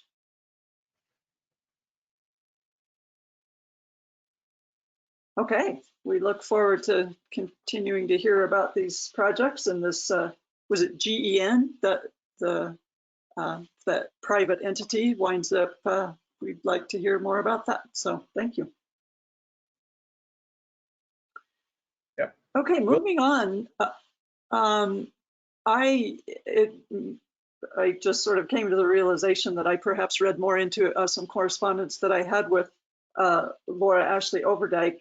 I just copied into the chat function an excerpt from email that we had when I sent out the initial save the date, if you will, for the commission.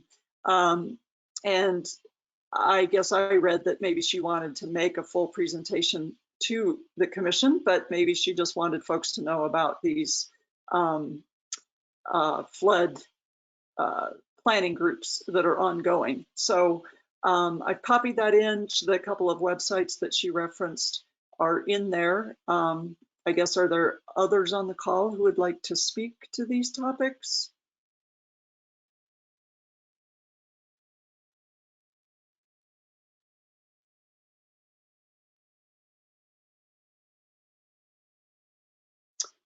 Okay, hearing none, we will, I'll try to make a note that we'll keep this on the agenda. It sounds like they're sort of at the beginning phases of planning. And so as there's products that we can hear from, we will keep that as future agenda items. Okay, next we had a good discussion yesterday about both Texas CEQ and the Oklahoma Water Resources Board on their websites have a section about their interstate work but there's no real spot where you can go back and find several years worth of annual reports. And so not to belabor the discussion here and back before the full commission, but the summary is that both Texas and Oklahoma would be willing to host at the state level, no cost to the commission other than, if there's any cost to get the current 10 years back or something of the annual reports up. Mary Schooley with Oklahoma is going to check with their IT person. She had done some initial outreach, but going to verify that getting, say, up to 8 or 10 years worth of the annual reports loaded would not be a problem. And then we'll make sure that search engines can find that site. And then if the other 3 states or any of the federal governments want to kind of point, if you will, to that location, we'll be sure and get that web address out to folks. So anyway, I think we can make some progress on that topic here in the interim, and we'll keep in touch as far as depending on what Mary finds out from her IT support. I guess Mary or anybody else want to add anything? Most of the technical folks were in on the discussion yesterday, so. Okay, thank you for that. I will turn to Texas. I guess I didn't know Scott or Robin who might want to take the lead on this resolution recognizing Clyde's significant contributions to the commission.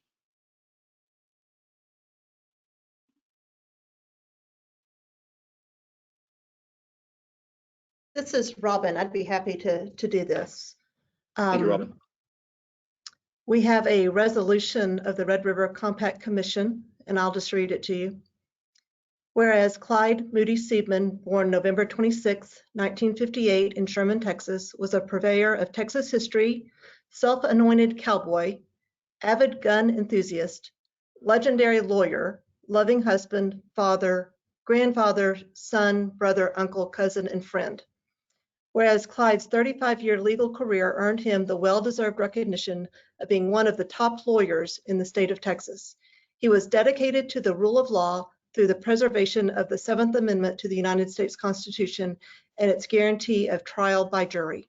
Board certified in civil trial law by the Texas Board of Legal Specialization, Clyde had been included in the annual Texas Super Lawyers list published by Thomas Reuters Legal Division in Texas Monthly Magazine since the list debuted in 2003. He maintained an AV peer-reviewed ranking, very high to exemplary, by Martindale Hubbell for over 2 decades, and he earned selection to the best lawyers in America based on his expertise in patent, trademark, copyright, and commercial litigation. Clyde was named the 2018 Lawyer of the Year for Patent Litigation and 2020 Lawyer of the Year for Copyright Litigation in Dallas-Fort Worth in the Best Lawyers in America. Whereas Clyde also made a profound impact in the arena of public affairs, he was a Texas elector in 2000, serving as a member of the Presidential Electoral College in one of the closest presidential races in American history. Clyde also served by way of gubernatorial appointment as chairman of the Grayson County Regional Mobility Authority, commissioner of the Red River Interstate Compact Commission, member of the board of directors for the Red River Authority of Texas, and a commissioner of the Red River Boundary Commission, where he played a key role in resolving the longtime boundary dispute between Texas and Oklahoma. Clyde also holds the unique distinction of being named as conservator of the River Bend Water Resources District by the 82nd Texas Legislature, helping to settle a decades-long legal battle over water issues in East Texas and Southwest Arkansas. Whereas despite his many prominent roles, Clyde is best known for his personal generosity, fun-loving spirit, and willingness to help others, both great and small. His greatest pleasures were hosting gatherings for family and friends, barbecuing, stomping around the woods, shooting guns, collecting Texas historical memorabilia, listening to music, and travel adventures whether planned or spontaneous. Whereas the profound loss that those who knew and loved Clyde feel due to his sudden passing on March the 4th, 2021, is thankfully tempered by the comfort of his impactful legacy. Now, therefore, be it resolved that the Red River Compact Commission, assembled at its 41st annual meeting, being held virtually and hosted by Texas with the generous support of Grayson College, acknowledges the outstanding service and lasting impact of Clyde M. Siebman on the people of the Red River Basin and throughout Texas. Be it further resolved that the chairman of the Red River Compact Commission is hereby directed to furnish a copy of this resolution to the family of Clyde M. Siebman and Grayson College on behalf of the Red River Compact Commission. And then there is a place for everyone to sign, and Commissioner Lowry, I'll defer to you on how you want to handle that.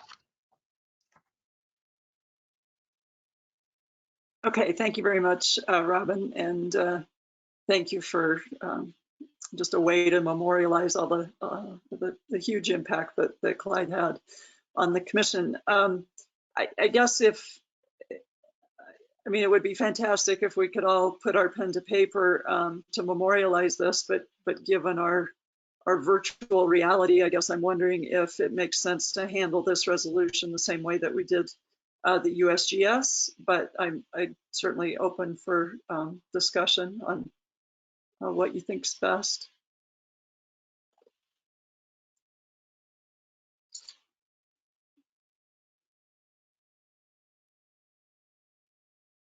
This is Robin again. Yeah. I think that that I could facilitate actually getting it to each individual person to sign. I think that would be meaningful to the family. It would take some time, but probably worth doing. Okay, that's great. Robin, if you and Andrea don't mind, I think that is the,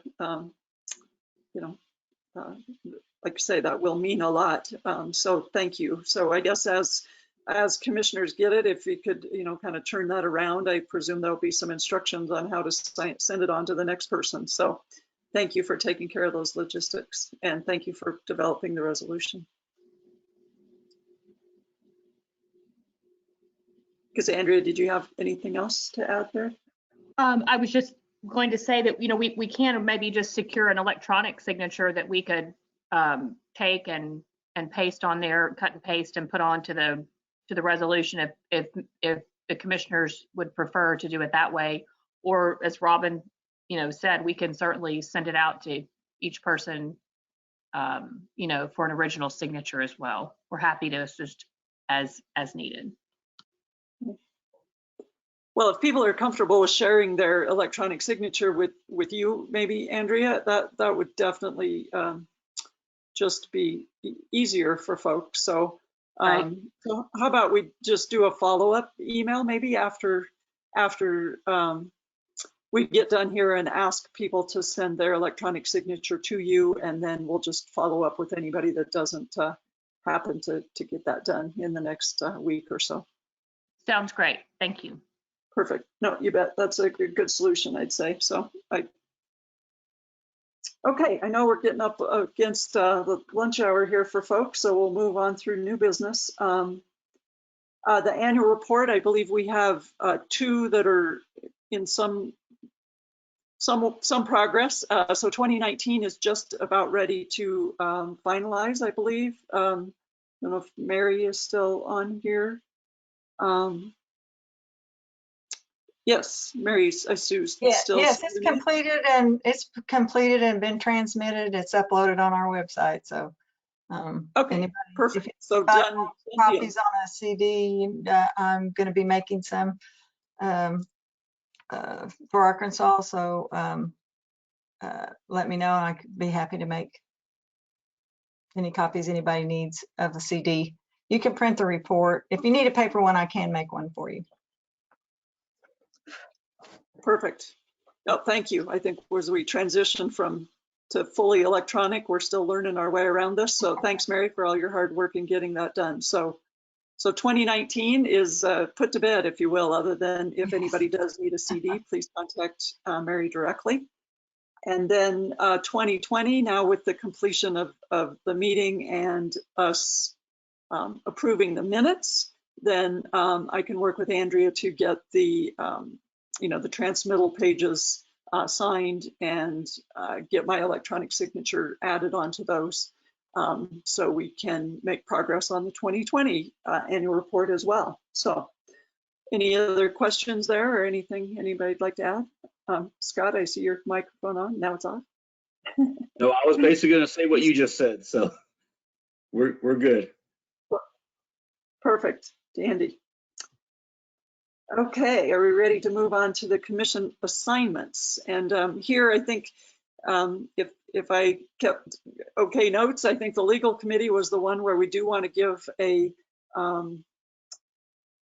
some guidance, if you will, and be as clear as we can in what we hope that committee will take a look at. So maybe Commissioner Landry, if I could, or Carl, it looks like your mic's on. If we could maybe have a discussion of what we want that committee to take a look at as they have some interim meetings.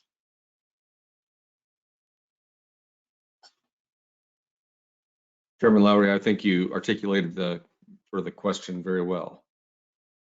So just want to clarify exactly what we'll be what the legal committee should be doing in the next year, what we should be looking at, and to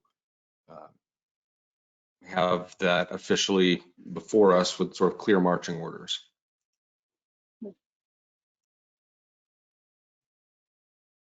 And certainly all 4 states will be involved, but I guess, I think some of this was at the request of Louisiana. Would anybody from that state like to take a stab at what your goals would be for the legal committee's investigation?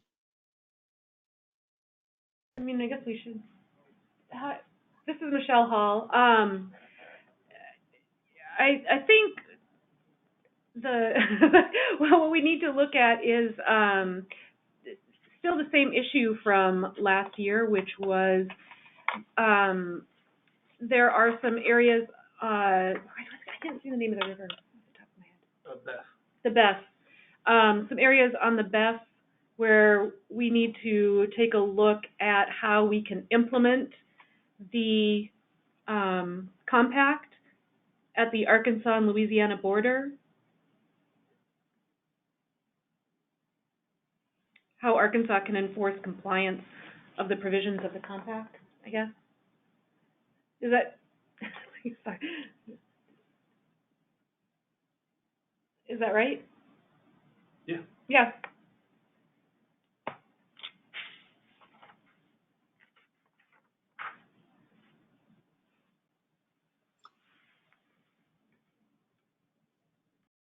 Okay, so it would be taking a look at the compact language and then taking a look at when there is insufficient flows as dictated by the compact, how any sort of compact administration would move forward.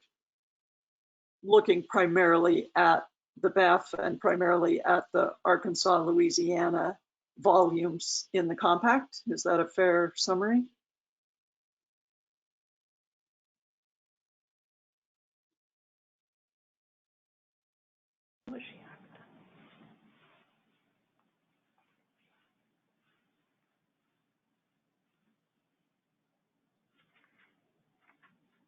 I think our speaker was a little garbled. Could you repeat that, Sue, please?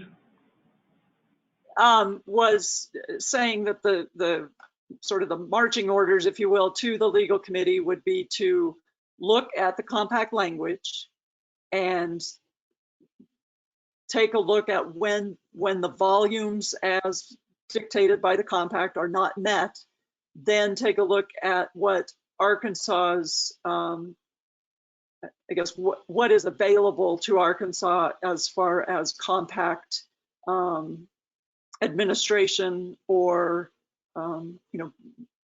when the water levels are not meeting the compact dictated amounts, then what? That's essentially what the legal committee would be looking at. Yeah.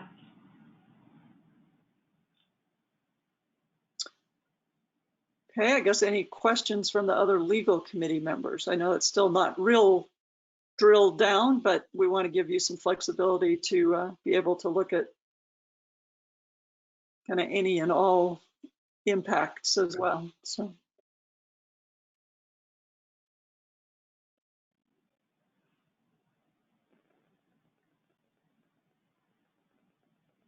Okay, I guess Sarah, Carl, anybody else, any other thing you'd like to add about that?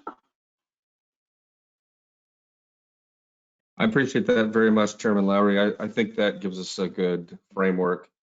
And at some later time this meeting, we'll go through and just reconfirm, if you will, the makeup of the legal committee.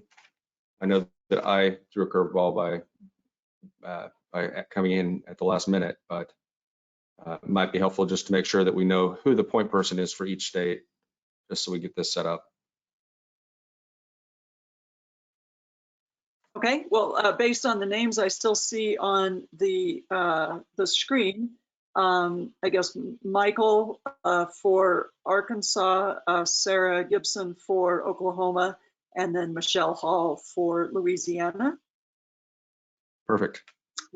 And then I think Michael will let us know. I believe Colton was the name of the other person suggested from Arkansas. Excellent. Thank you. You're welcome. And then that, I think, leads us into next year's meeting. So if I'm remembering right, the order that we generally would go on, it would be Louisiana's turn. Yep. And then at this meeting, we would name a vice chair and a secretary from the host state.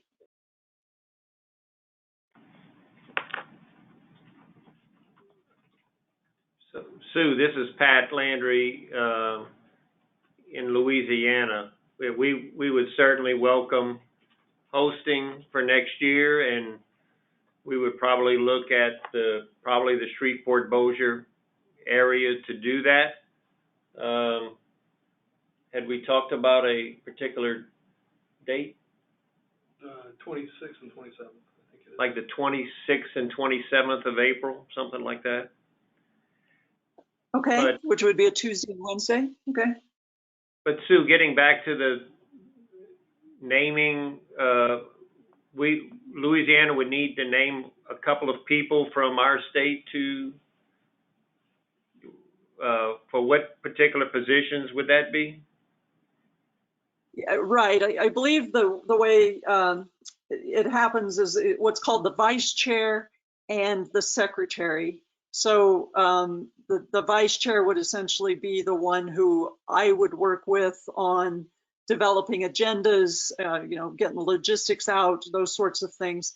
And then the secretary is the one that gets the hard work, which is then producing the annual report after the meeting is completed. So would include taking the minutes of the meeting and then putting together the packet similarly to what Andrea did for this meeting, which ahead of time doing the agenda, and then at the conclusion of the meeting, all of the reports that were made during the meeting, combining that into an annual report. So that sounds like something that Ed Knight would do? Well, he did it 5 years ago, so I guess. Well, then we could put Ed down for that. Who was the vice chair, the person that was sitting in my spot? Did Chris not remember? Generally, yes. It's the for Texas, they did it a little different because Clyde offered to host. So, but generally, it's the state representative commissioner. So, put me down for the vice chair and Ed Knight as the secretary. Perfect. We got it. Okay, good. And then tentatively, we will get the 26th of April, which I believe is a Tuesday, and the 27th. So similar format where we would have the committee meetings in the afternoon.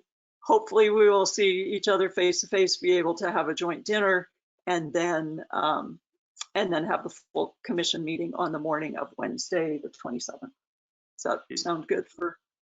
Is that normally? Hey, Sue, is that normally how you do it, or do you do the Monday and Tuesday? I don't know. I'm just asking. Yeah, I think if we do it face to face, that gives, people Monday to travel if needed, but probably most people can travel Tuesday morning. So Okay. So we'll plan for the 26th and 27th. Okay. Yeah, I think you as host state really can pick whatever you think works best. Okay. And we'll firm up a location and we'll let y'all know. Okay. And I do appreciate Robin's post here in the chat that if it turns out that we are still in need of, some states have travel restrictions or whatever, and we do still need to do kind of a hybrid, very much appreciate Grayson's offer to help. So thank you for that. Okay. So I believe we've taken care of all of the items under new business. Anybody want to make any changes to the committees? Julie mentioned Chris Neal to the Budget Committee. Any others that we want to recognize?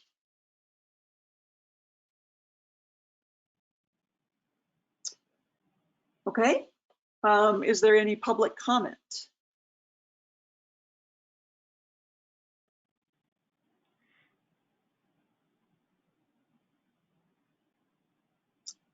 Okay. Hearing none. Well, I appreciate everybody hanging in there. Ryan did post that if anybody, as we're planning a face-to-face meeting again, that's what the money in the treasury is for, and so we do have funds for meeting places, that sort of logistical cost. So thanks, Ryan, for that reminder. So okay, any other good of the order before we call the 2021 meeting a wrap? Chairman, I would just like to say thank you to you again for your leadership of this organization, and to all the commissioners and everyone that's been involved in this organization. It's been a real pleasure to be a part of it and to serve, and I wish everyone a healthy and happy 2021. Great. Well, thank you again. Under very difficult circumstances, we so much appreciate all the hard work you've put into this. So many thanks to you and the team there at Texas. Yes, thank you, Andrea. I appreciate your participation in the last 2 years. Thank you, Mary. Appreciate all you do.